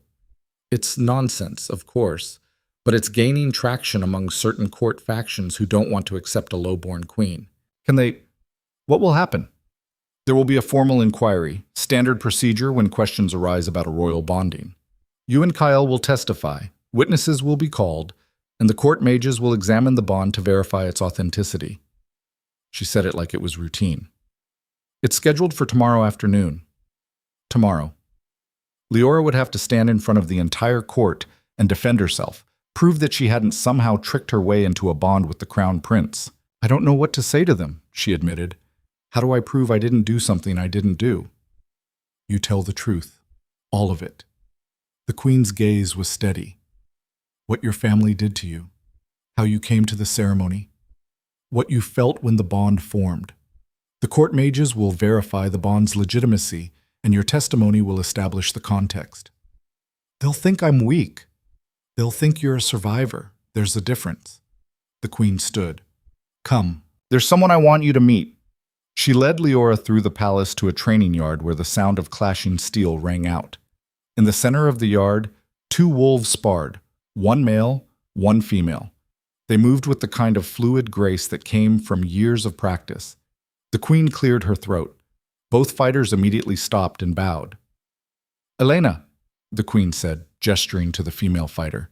"This is Liora Vale, my son's mate. She'll be your new student." Elena Thorne was maybe 40, with silver threading through her dark hair and scars that spoke of real combat. She looked Liora up and down with an assessing gaze that missed nothing. "Can she fight?" Elena asked bluntly.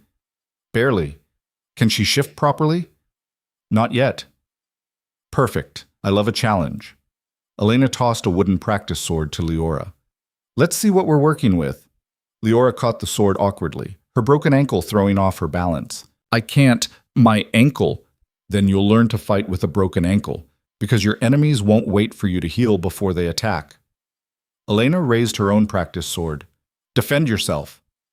The attack came fast. Liora barely got her sword up in time to block, the impact jarring her arms. Elena followed with 3 more strikes in quick succession, each one precise and controlled but still strong enough to make Leora's teeth rattle. "Too slow," Elena said.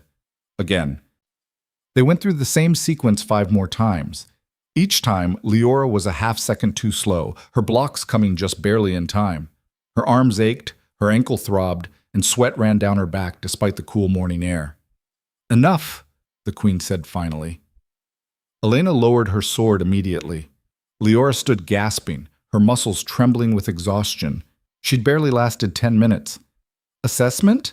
the queen asked Elena. "She's weak, undertrained, and fighting with fear instead of strategy." Elena circled Liora slowly. "But she's got good instincts, and she doesn't quit even when she's outmatched. I can work with that." "Good. You'll train with her every morning starting tomorrow.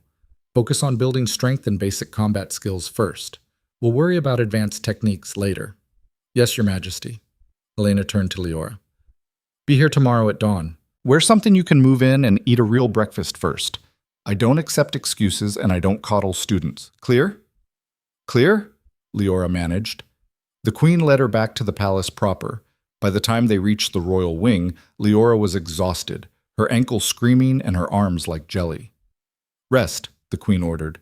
This afternoon, you'll meet with the seamstress for proper clothing. Tonight, dinner with the family. And tomorrow, the inquiry, Liora finished. Tomorrow, you prove them all wrong. The queen's expression softened slightly. You're stronger than you think, Liora Vale. You survived 17 years of abuse and still had enough fire left to cross the Thornwood alone. Don't let court politics break what your stepfamily couldn't. She swept away, leaving Liora standing in the corridor, those words echoing in her head.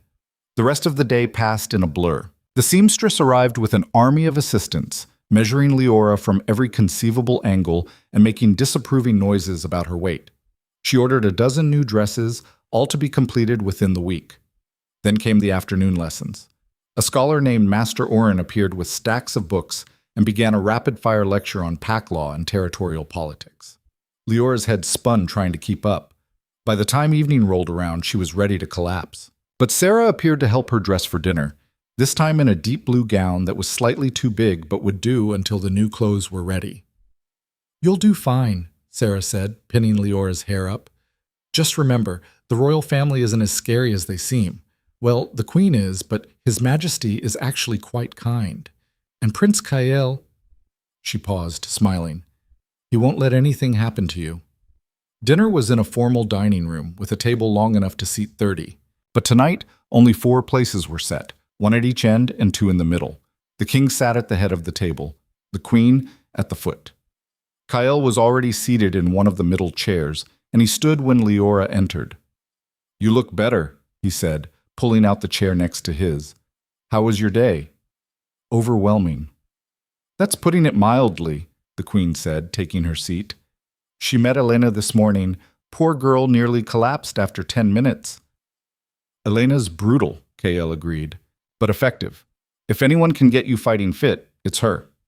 The servants brought out course after course, more food than Liora had seen in her entire life. She tried to pace herself, remembering the queen's orders to eat properly, but her stomach protested after the 3rd course. The inquiry tomorrow, the king said, his deep voice cutting through the small talk. Are you prepared?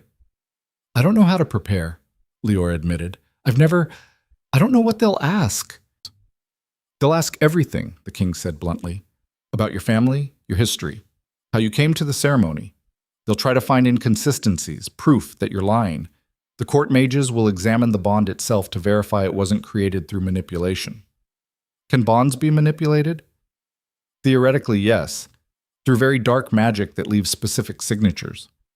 Kael's hand found hers under the table. But our bond is real. The mages will confirm that. What about my stepfamily? Will they be there? They're the ones who filed the complaint, the queen said. So yes, they'll testify against you. Liora's appetite vanished. The thought of standing in front of Margot and Celestine, of having them tell their twisted version of her life to the entire court. Hey! Kael's voice pulled her back. Look at me. She turned to face him. His amber eyes were steady, certain. Tomorrow, you're going to walk into that inquiry hall and tell the truth. All of it. Every humiliation, every cruelty, every moment they made you feel like you were nothing. His grip on her hand tightened. And I'll be right there beside you. They can't hurt you anymore. You're under my protection now, and I don't share. What if they don't believe me? The bond will speak for itself, the king said. But beyond that, Liora, you need to understand something. Your stepfamily doesn't have power here. They're minor nobility at best, and their word carries no weight against the crown. This inquiry is a formality, a way to satisfy the court's questions and establish the facts. Nothing more. It feels like more. I know, but that's because they've spent years making you afraid of them. The queen's voice was sharp. Tomorrow is your chance to take that power back, to show them, and the court, that you're not the broken girl they tried to make you. Liora wanted to believe her. wanted to believe that tomorrow wouldn't end in disaster, but years of conditioning were hard to shake. They finished dinner, and Kael walked her back to her rooms. At the door, he paused. "Can I come in?" "Well," he asked.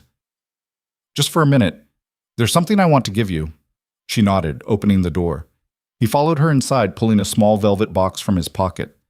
"This was my grandmother's," he said, opening the box to reveal a delicate silver bracelet. "She was not unlike you, actually.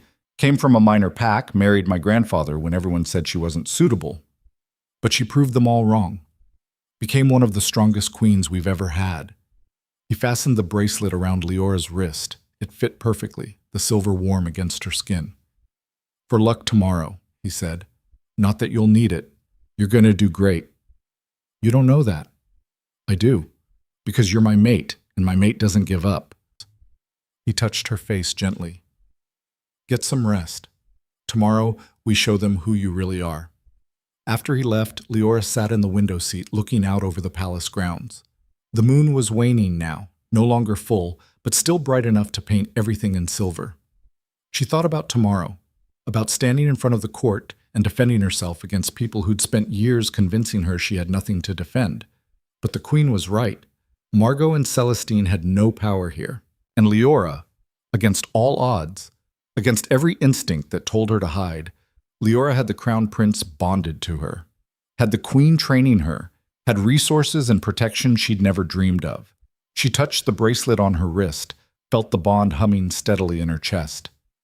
Maybe it was time to stop running, stop hiding, stop accepting the story others had written for her. Tomorrow she'd tell her own story, and let them try to deny it. The next morning came too quickly. Sarah dressed her in a formal gown, deep burgundy, cut to fit her properly, with the silver bracelet visible at her wrist. She braided Liora's hair in a style that was both elegant and severe, making her look older, stronger. "You look like a queen," Sarah said quietly. Liora studied herself in the mirror. She didn't feel like a queen, but she didn't look like the girl from the attic anymore either.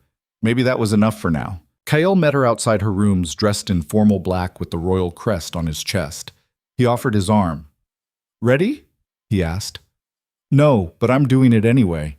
He smiled. "That's my girl." They walked through the palace together, the bond between them a constant warm presence. Liora could feel Kael's certainty, his absolute conviction that this would work out. She tried to borrow some of that confidence. The inquiry hall was massive, a circular room with tiered seating rising up on all sides. Already it was packed with wolves, all dressed in their finest, all watching the entrance with predatory interest. At the center of the room sat a raised platform with 3 chairs. The king and queen already occupied 2 of them. The third, the judgment seat, belonged to the high mage, a woman so old her hair had gone completely white. She would examine the bond and render the final verdict. Margot and her daughters sat in the front row looking smug. Celestine actually smiled when she saw Liora. That smile said everything. They thought they'd already won.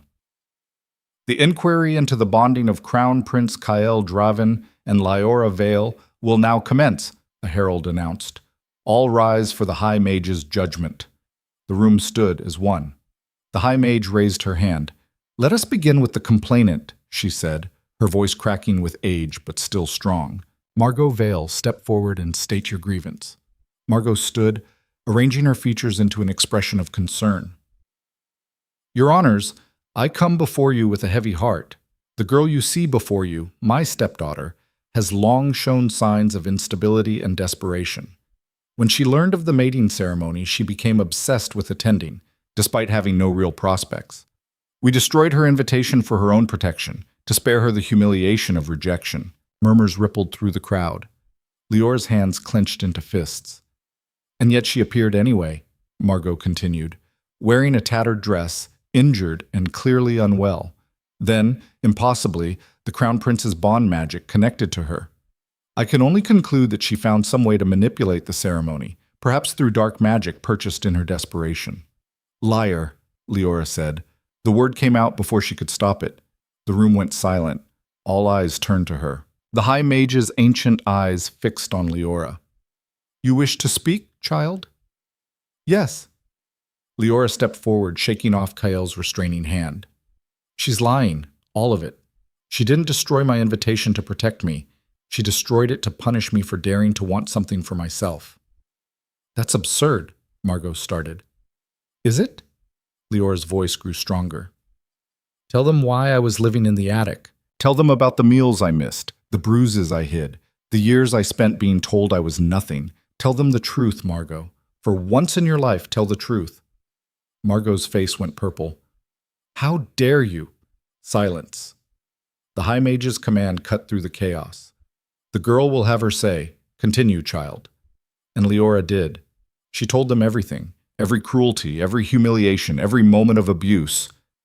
Her voice shook at first, then steadied. She didn't cry, didn't falter, just spoke the truth she'd kept buried for 17 years. When she finished, the hall was silent. The High Mage stood slowly and descended from her platform. She approached Liora, her ancient hands reaching out. Give me your hand, child. And you, Prince. Both of you. They obeyed. The High Mage took their joined hands in hers, and her eyes began to glow with pale blue light. Liora felt the bond surge, responding to the magic. The thread connecting her to Kael blazed bright enough to be visible, silver light that filled the entire hall. The High Mage examined it, her magic probing every aspect of the connection. The scrutiny was invasive, uncomfortable, but Liora held still. Finally, the glow faded. The High Mage released their hands. This bond is true, she declared, her voice carrying to every corner of the hall. Formed naturally through the sacred ceremony, untainted by manipulation or dark magic. It is as legitimate as any bond I have ever witnessed. More so, perhaps. Relief flooded through Liora so intensely she nearly collapsed. Kael's arm went around her waist, holding her steady. Furthermore, the High Mage continued, I find the complaint to be without merit, born not of concern, but of malice. Her gaze turned to Margot. You have wasted this court's time with false accusations, and you have abused a member of the royal family, for that is what she is now, for years. What have you to say for yourself? Margot's mouth opened and closed. No words came out. I thought as much. The High Mage returned to her seat.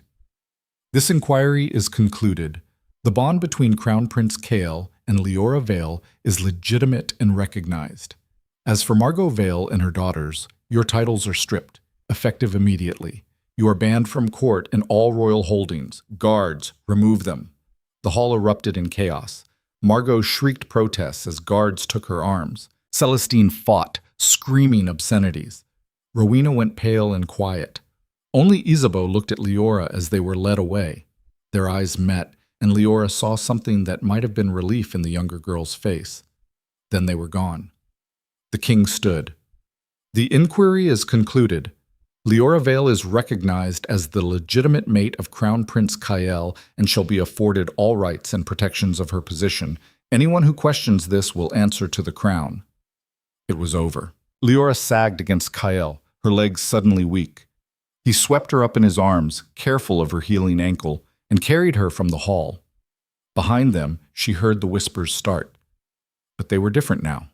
Less judgmental. More awed. You did it, Kael murmured against her hair. You actually did it. We did it, she corrected. He laughed, and the sound was full of pride and relief and something else. Something that felt like the beginning of love. For the first time in her life, Liora let herself believe that maybe, just maybe, she'd found where she belonged. Kael carried her through the palace corridors while Leora's mind struggled to catch up with what had just happened. The inquiry was over. Margot and her daughters were gone. The bond had been verified as legitimate in front of the entire court. She'd won. The realization felt surreal, like something that had happened to someone else. Girls like her didn't win. They survived, if they were lucky. They endured. They made do with scraps and learned to be grateful for cruelty disguised as charity. But winning, that belonged to other people. You're thinking too loud again, Kael said, his voice rumbling through his chest where her head rested. I can practically hear the doubts forming. I'm not doubting, I'm just processing. Process later. Right now you need to rest. That inquiry took more out of you than you realize. He shouldered open a door she didn't recognize. Not her room's. His. The Crown Prince's chambers were larger than hers, decorated in dark woods and deep blues that somehow managed to feel both masculine and comfortable. A massive bed dominated one wall, and windows overlooked the eastern gardens. Kael set her down carefully on a leather couch near the fireplace, then knelt to examine her ankle. The binding had loosened during the inquiry, and her skin looked swollen again beneath the wrappings. "You shouldn't have been standing on it that long," he muttered, rewrapping the bandages with surprising gentleness. "Stubborn woman." "I had to stand. Sitting would have looked weak." "You just testified about 17 years of abuse in front of hundreds of wolves without breaking down. Nothing about that looked weak." He finished securing the bandage and sat back. "You were magnificent, by the way, in case I forgot to mention it." Heat crept up Leora's neck. "I just told the truth. That's what made it magnificent. You didn't dress it up or soften it. You made them see what your family really was." His expression darkened. "Though I wish you'd told me sooner about all of it. If I'd known, what would you have done? You didn't even know I existed until 3 days ago." "Fair point."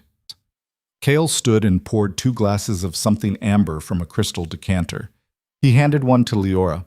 "But I know now, and things are going to change." "What kind of things?" "All kinds. Starting with the fact that you're never setting foot in that house again. I'm sending people to collect your belongings, what little you have, and anything else that belonged to your parents. The rest can rot." Liora took a sip of the drink. It burned going down but warmed her stomach. "There's not much to collect, just my mother's wedding dress and a few photographs my father kept." "Then that's what we'll get. Along with any documentation of your father's holdings, because I'm willing to bet Margot's been sitting on assets that should have gone to you." She hadn't even thought of that. Her father had owned the house and a small trading business. When he died, Margot had taken control of everything, claiming it as her right as his widow. But Liora was his blood daughter. "Didn't that mean something?" "Even if she did, it's probably gone now," Liora said. "It's been 7 years." "Doesn't matter. We'll audit her finances going back to your father's death. Anything she took that was yours, we'll recover." Kael's voice carried an edge of satisfaction. "She wanted to play games with the crown? Fine. Let's see how she likes it when the crown plays back." A knock at the door interrupted them. The queen entered without waiting for permission, her expression unreadable. "The court is in an uproar," she said without preamble. "Half of them are scandalized that we stripped a noble family of their titles. The other half are scandalized that we let abuse happen under our noses for years." She crossed to the decanter and poured herself a drink. "Either way, you've given them plenty to talk about." "Let them talk," Kael said. "The High Mage verified the bond. What else matters?" "Perception matters. Tradition matters." The queen settled into a chair across from them. "Like it or not, Liora is about to become the most scrutinized wolf in the 5 territories. Every move she makes, every word she speaks, will be analyzed and judged. We need to prepare her for that." Leora's stomach tightened. "I thought the inquiry was supposed to settle things." "It settled the legal questions, but court politics are a different beast entirely." The queen studied her over the rim of her glass. "There are wolves who will never accept you, regardless of what the High Mage says. They'll look for ways to undermine you, to prove you're unworthy. You need to be ready." "How do I get ready for that?" "By becoming indispensable, by showing them that you're not just Kael's mate, but a queen in your own right." The queen set down her glass. "Which brings me to why I'm here. The High Mage wants to speak with you, privately." But Liora exchanged a glance with Kael. "About what?" She wouldn't say, just that it was urgent. The queen stood. "She's waiting in the Star Chamber. I'll take you there."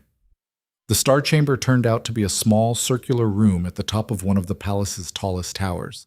Its ceiling was painted to look like the night sky, and the walls were lined with books that looked ancient enough to crumble at a touch. The High Mage sat at a table in the center, shuffling what looked like tarot cards. She glanced up when Liora entered, her ancient eyes sharp despite their milky color. "Sit, child," she said, gesturing to the chair across from her. "We have much to discuss." Liora sat, feeling like she was back in the inquiry hall being judged. The queen had left her at the door, saying this was something Liora needed to do alone. "You're wondering why I called you here," the High Mage said. "It wasn't a question." "Yes, ma'am." Because your bond is unusual, unique even. She laid out several cards in a pattern Liora didn't recognize. In my 300 years as High Mage, I have examined thousands of bonds. Most are straightforward. Two wolves of similar strength and status, their energies complementing each other. Simple, predictable. But ours isn't. Yours is anything but. The High Mage tapped one of the cards, a woman holding a sword. Your bond with Prince Kael shouldn't exist. The disparity in your power levels is too great. You're a suppressed Omega from a broken bloodline. He's the strongest Alpha born in 5 generations. By all rights, the bond magic should have passed right over you. Liora's chest tightened. Then why didn't it? Because the bond magic doesn't care about power levels. It cares about balance. The High Mage flipped another card. 2 figures standing beneath a moon. Prince Kael has spent years being the strongest wolf in every room, unchallenged, unopposed, lonely, in the way that only those with overwhelming power can be. He needed someone who could see past the crown and the strength to the person underneath. And you think that's me? I know it's you. The bond confirmed it. The High Mage gathered the cards and shuffled them again. But there's more. Your bond is growing stronger than it should, faster. In 2 days, you've achieved a connection that usually takes weeks to establish. Do you know why? Liora shook her head. Because you're not actually an Omega. The words hung in the air like a physical thing. Liora stared at the old woman, sure she'd misheard. That's impossible. I can barely shift. My wolf is suppressed, not weak. There's a difference. The High Mage leaned forward. When a wolf is abused severely enough, especially during their formative years, their wolf can retreat deep inside as a survival mechanism. It makes them appear weak, Omega at best, but that's not their true nature. It's a protective shell. You're saying my wolf has been hiding? I'm saying your wolf has been protecting you the only way it knew how, by making you seem unthreatening, unimportant, not worth the extra cruelty that comes with being strong. The High Mage's expression softened slightly. But now you're safe, bonded to the most powerful Alpha alive, protected by the crown. Your wolf doesn't need to hide anymore. Liora's hands were shaking. What does that mean? What am I really? An Alpha. Not as strong as Kael, few are, but strong enough that when your wolf finally emerges fully, you'll shock everyone who dismissed you as nothing. The High Mage stood. It's already beginning. Can't you feel it? The bond is drawing out your true strength, feeding you Kael's power until your own can stabilize. Now that she mentioned it, Liora could feel something shifting inside her, a warmth that had nothing to do with the bond's connection, a presence that was growing stronger, more solid, like something waking up after a long sleep. Her wolf, her real wolf. How long? Liora asked. Before I... Days. Maybe a week. Your body needs proper nutrition first and time to heal from years of suppression. But it's coming. The High Mage moved to the window, gazing out over the palace grounds. When it does, everything changes. The court can dismiss a weak Omega who got lucky with a bond, but they can't dismiss an Alpha Queen, especially not one who survived what you survived and came out fighting. Liora tried to process this new information. An Alpha. Her. The girl who'd spent 17 years being told she was barely worth keeping alive. Why are you telling me this? She asked. Why not just let me find out on my own? Because you need to be prepared. When your wolf emerges, it's going to be violent. All that suppressed power coming out at once. You could hurt yourself if you don't know what's happening. Or worse, hurt someone else. The High Mage turned back to face her. I'm going to teach you to control it, starting tomorrow. We have less than a week to get you ready. Ready for what? For your coronation as Crown Princess. It's scheduled for 7 days from now. The High Mage's smile was sharp. Did you think the Queen was joking about preparing you? You're about to become the second most powerful person in the 5 territories. Time to start acting like it. The next week passed in a blur of activity that left Liora's head spinning. Every day started before dawn with Elena in the training yard, pushing her body through exercises that would have killed her a week ago. But she was stronger now. She could feel it, the bond feeding her Kael's strength while her own power slowly woke up. Her ankle healed in 3 days instead of the predicted 5. Her ribs stopped aching. The hollows in her cheeks began to fill out as Sarah force-fed her 5 meals a day, each one more elaborate than the last. "You need to gain at least 15 pounds before the coronation," Sarah said, watching Liora struggle through her third breakfast pastry. "The seamstresses are already letting out your gowns weekly." After training came lessons with Master Oren, pack law, territorial disputes, diplomatic protocols. Then afternoon sessions with the High Mage, learning to feel her wolf's presence and coax it toward the surface without forcing it. "It's not a switch you flip," the High Mage explained on the 4th day, when Liora's frustration boiled over. "It's a door you open slowly. Your wolf has been locked away for years. You can't just drag it out. You have to convince it that it's safe to emerge." "How do I do that?" "By believing you're safe yourself, really believing it, not just saying it." The High Mage studied her. "You still flinch when people raise their voices, still apologize for taking up space. Your conscious mind knows you're safe now, but your wolf doesn't trust it yet." That night, Liora sat in Kael's chambers. She'd started spending her evenings there, finding his presence soothing in a way her empty rooms weren't, and tried to put her thoughts in order. "The coronation is in 3 days," she said, staring into the fireplace. "And I still can't shift properly. What if it doesn't happen in time? What if I stand up there in front of everyone and I'm still just what? Just my mate? Just the woman who crossed the thornwood alone and survived 17 years of abuse?" Kael pulled her against his chest. "Liora, even if your wolf never fully emerges, you're still enough. The bond chose you for who you are now, not who you might become. But everyone can deal with reality instead of their expectations." His arms tightened around her. "You've spent your whole life trying to be enough for people who were determined to see you as less. Don't start doing it again with the court. Be yourself. That's all I need." She wanted to believe him, but 3 days felt like nothing, and she still felt like that girl in the attic playing dress-up in a world meant for others. The night before the coronation, Liora couldn't sleep. She paced her chambers until past midnight, then gave up and wandered down to the kitchens. If she couldn't sleep, at least she could eat. That's what queens did, right? The kitchen was dark except for the banked fires in the ovens. Liora found bread and cheese settling at the servants' table to eat. It felt more comfortable than the formal dining rooms, more like what she was used to. "Can't sleep either?"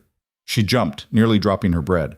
Isabeau stood in the doorway, wearing a simple nightgown and looking younger than her 16 years. "What are you doing here?"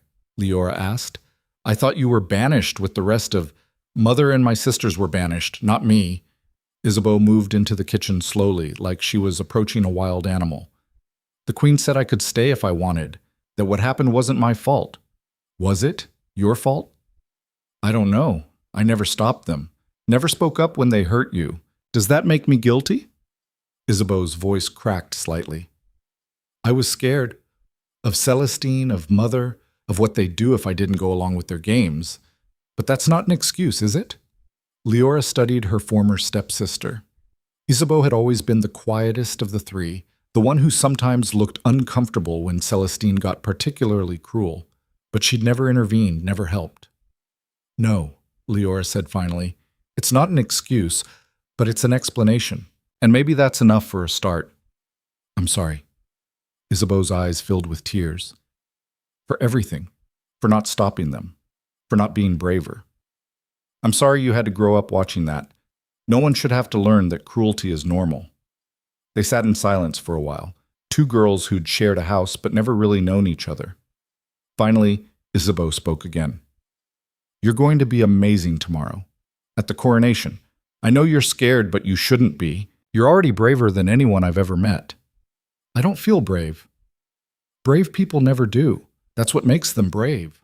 Isabeau stood. "I should go, but can I come? Tomorrow? I know I don't have the right to ask, but I'd like to see it. See you become what you were always meant to be." Liora thought about it, about holding grudges and letting go, about choosing mercy when you had every right to choose revenge.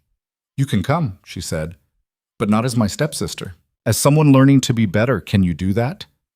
"Yes." Isabeau smiled through her tears. "Thank you." After she left, Liora sat alone in the kitchen for a long time, thinking about forgiveness and second chances and how people could choose to change. Maybe that was the real power. Not strength or status or even bonds, just the choice to be better than what broke you. Coronation Day dawned clear and bright, the kind of perfect morning that felt like a gift. Sarah woke Liora before dawn, a team of assistants in tow. "Big day," Sarah said, pulling open the curtains. "Time to make you look like a queen." The process took hours. First, a bath with oils that made her skin glow.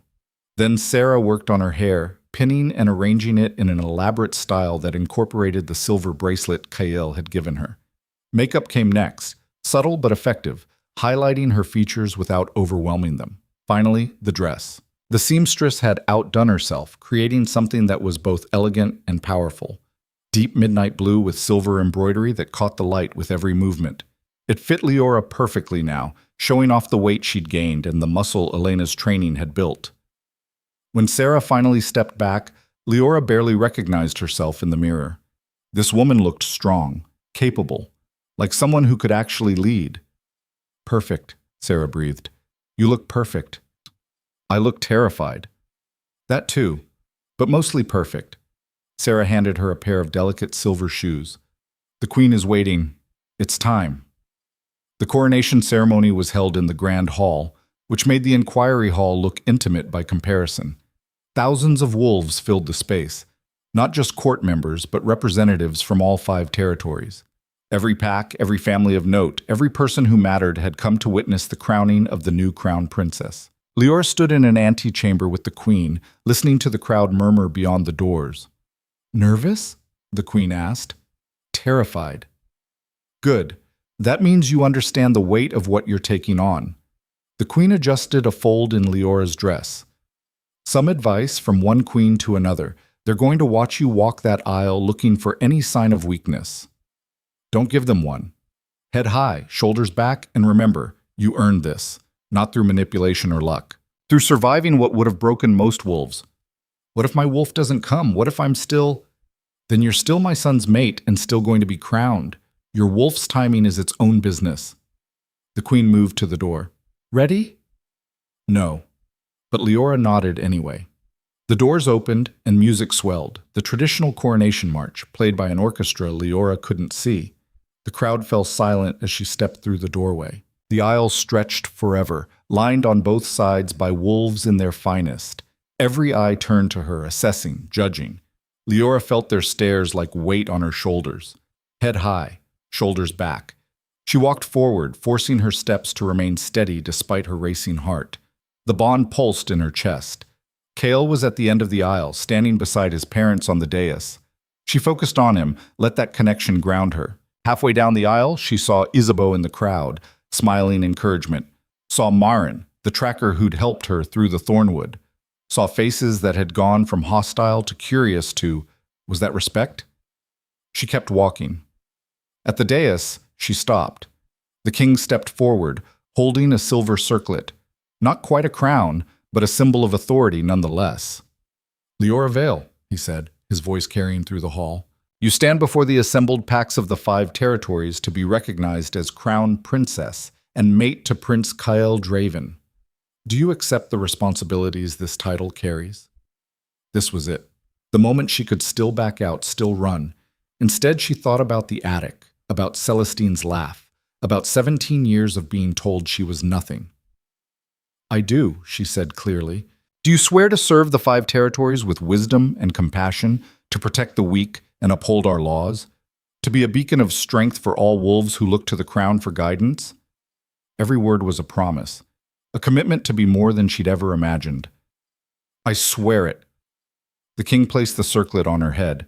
It settled into place, surprisingly light for something that carried so much weight. "Then by my authority as king of the 5 territories, I name you Crown Princess Liora Draven. Rise and be recognized." Liora stood. The crowd erupted in applause, not universal, she noticed. Some wolves clapped reluctantly, others not at all, but most seemed genuine in their acceptance. Kael stepped forward and took her hand, and the bond between them flared bright enough that she knew everyone could see it. The silver thread connecting them pulsed with power and certainty. "My mate," he said softly, "just for her. My queen." And then it happened. Something inside Liora cracked. Not breaking, opening, like a door that had been locked for 17 years suddenly swinging wide. Her wolf surged forward. It wasn't gentle. It was an explosion of power that sent her to her knees, gasping. The crowd's applause cut off abruptly. Somewhere, the queen was calling for the high mage, but Liora couldn't focus on that. Her wolf was coming. Finally, fully, her true self rising to the surface after years of hiding. The shift hurt. Every bone in her body ground and reformed, her skin splitting to make way for fur. But underneath the pain was relief, like taking a breath after being underwater too long. When it was done, Liora stood on 4 legs instead of 2. Her wolf form was massive, easily twice the size she'd been the night in the thornwood. Silver-white fur with dark markings along her back, and eyes that glowed with power she'd never felt before. She was an alpha. Really, truly an alpha. The crowd stared in stunned silence. Then someone started clapping. Then another. Within seconds, the entire hall was applauding again, louder than before. The high mage approached slowly, her ancient eyes gleaming with satisfaction. "There you are," she said. "Welcome back." Liora shifted back to human form, smoothly this time, no struggling or pain. Kael was there immediately, wrapping his jacket around her shoulders. "That," he said, grinning, "was perfect timing." The queen handed her the circlet, which had fallen during the shift. "Dramatic entrance. I approve." Liora laughed, giddy with relief and power and the sheer impossibility of everything. "I didn't plan that. The best moments never are." The king stepped forward. "All of you witnessed it. Crown Princess Liora is no weak Omega who got lucky. She's an alpha in her own right, and she'll serve the 5 territories with strength and wisdom. Anyone who doubts this can challenge me directly." No one moved to challenge. The silence that followed was acceptance, tacit but real. The ceremony concluded with a feast that put even the mating ceremony to shame. Liora sat at the high table beside Kael, still getting used to the feel of the circlet on her head and her wolf's solid presence in her chest. "How do you feel?" Kael asked between courses. "Different, stronger, like I can finally breathe properly." She touched the circlet. "Is it always going to be this overwhelming? The coronation or being an alpha?" "Both." "Probably, but you'll get used to it." He laced his fingers through hers. "And I'll be here to help. That's what mates do." Later, when the feast wound down and guests began to drift away, the queen found Liora on one of the balconies overlooking the gardens. "Needed air?" she asked. "Needed a minute to think. Everything's happening so fast." "That's court life, always moving, never stopping." The queen joined her at the railing. "You did well today, better than well. You showed them that strength isn't about where you come from, but what you survive." "I had help, a lot of help." "We all need help. The trick is accepting it instead of pretending you don't." The queen was quiet for a moment. "I have something for you. A project, if you're interested." "What kind of project?" "I've been thinking about what you said during the inquiry, about years of suffering in silence, about having nowhere to go." The queen pulled out a folded document. "I want to establish a sanctuary, a place where wolves suffering abuse can go for protection and resources. Legal aid, housing, training, everything they need to rebuild their lives." Liora took the document, scanning the proposal. It was detailed, thoughtful, exactly what she wished had existed when she was in that attic. "This is incredible," she said, "but why give it to me?" "Because you understand what they're going through. You can speak to them in ways I never could. You can be proof that survival is possible." The queen smiled slightly. "Besides, every queen needs a legacy project. This could be yours." A sanctuary. A place where people like her, broken, scared, convinced they were nothing, could find safety and support. Could learn that they deserved better. "Yes," Liora said without hesitation. "Yes, I want to do this." "Good. We'll start planning tomorrow, but tonight—" The queen gestured back toward the hall. "Tonight, you celebrate. You've earned it." Months passed in a blur of activity and change. The sanctuary project consumed Liora's days, but in the best possible way. She worked with architects to design the building, with lawyers to establish the legal framework, with healers to create treatment protocols. And everywhere she went, she told her story. Not the sanitized version for polite company, but the real one. Every humiliation, every moment of despair, every time she'd thought about giving up. But I didn't give up, she'd say, standing in front of groups of wolves who wore their trauma like armor. And neither should you, because you deserve better than what broke you. You deserve to heal. The sanctuary opened on the anniversary of her coronation. They called it Haven, simple and direct. Liora stood at the entrance as the first refugees arrived, wolves from all over the 5 territories, some carrying nothing but the clothes on their backs. "Welcome," she said to each one. "You're safe now." Not all of them believed her at first. She saw the doubt in their eyes, the fear that this was just another trap. But she'd been there. She knew how to wait, how to let trust build slowly instead of demanding it all at once. Within 6 months, Haven was full.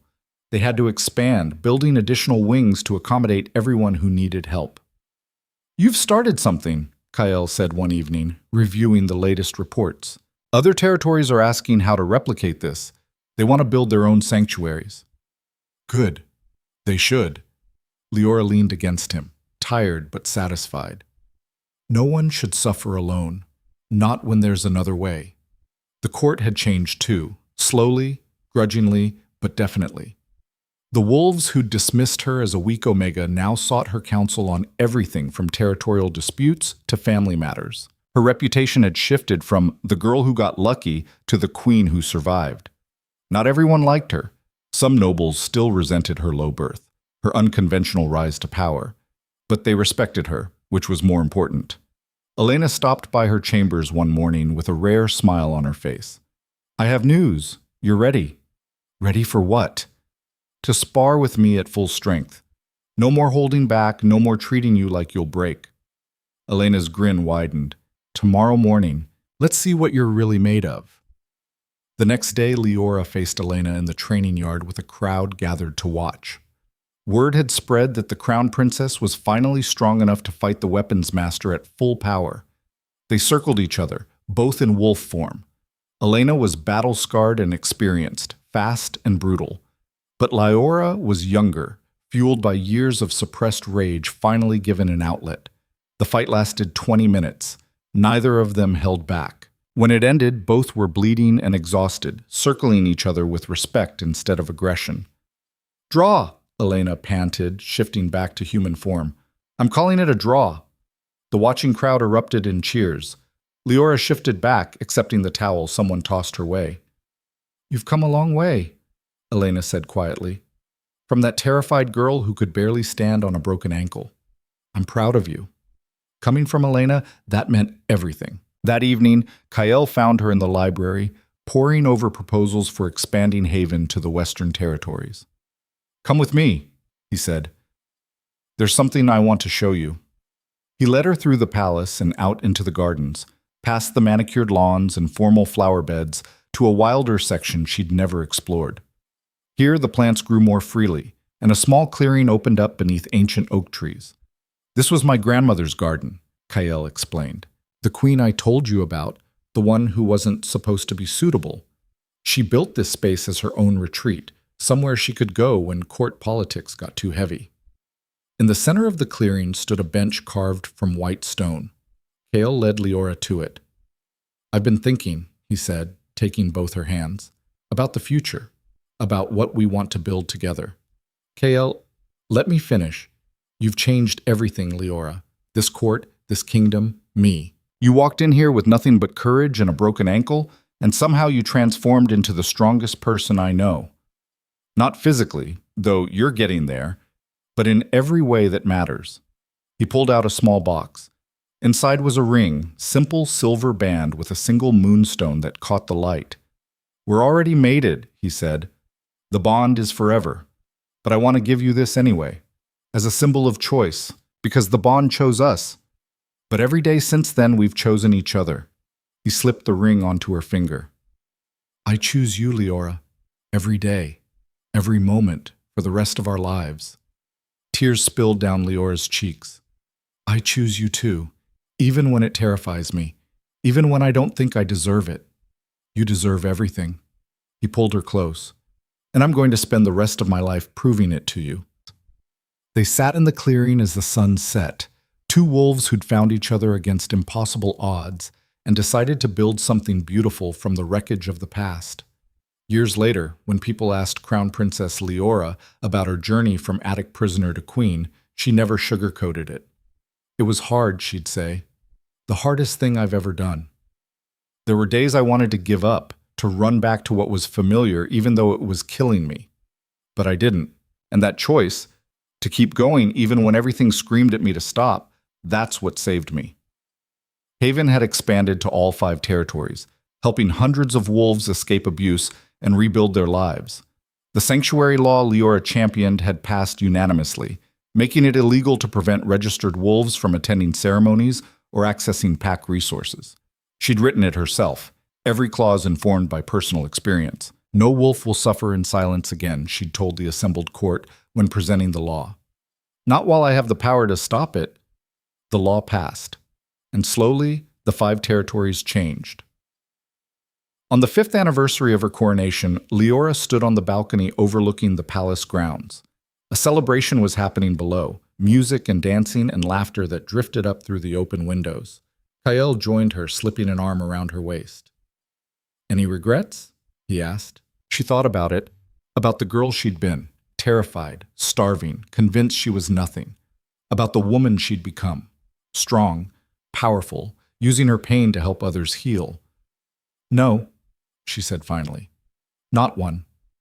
Everything I went through led me here, led me to you, to this life, to being able to make a difference.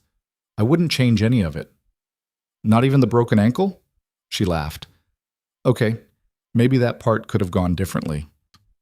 They stood together as the celebration continued below, 2 souls bound by magic and choice, and something deeper than either. Liora touched the circlet on her head, still light, still carrying weight she'd learned to bear with pride instead of fear. She'd started as nothing, a forgotten girl in an attic, invisible and unimportant, but she'd ended as everything, a queen, a leader, a symbol of survival and strength. And standing there with her mate beside her and her future bright with possibility, Liora finally understood the truth her mother had tried to teach her all those years ago. She was never weak. She was simply waiting for the moment she would finally rise. And rise she had.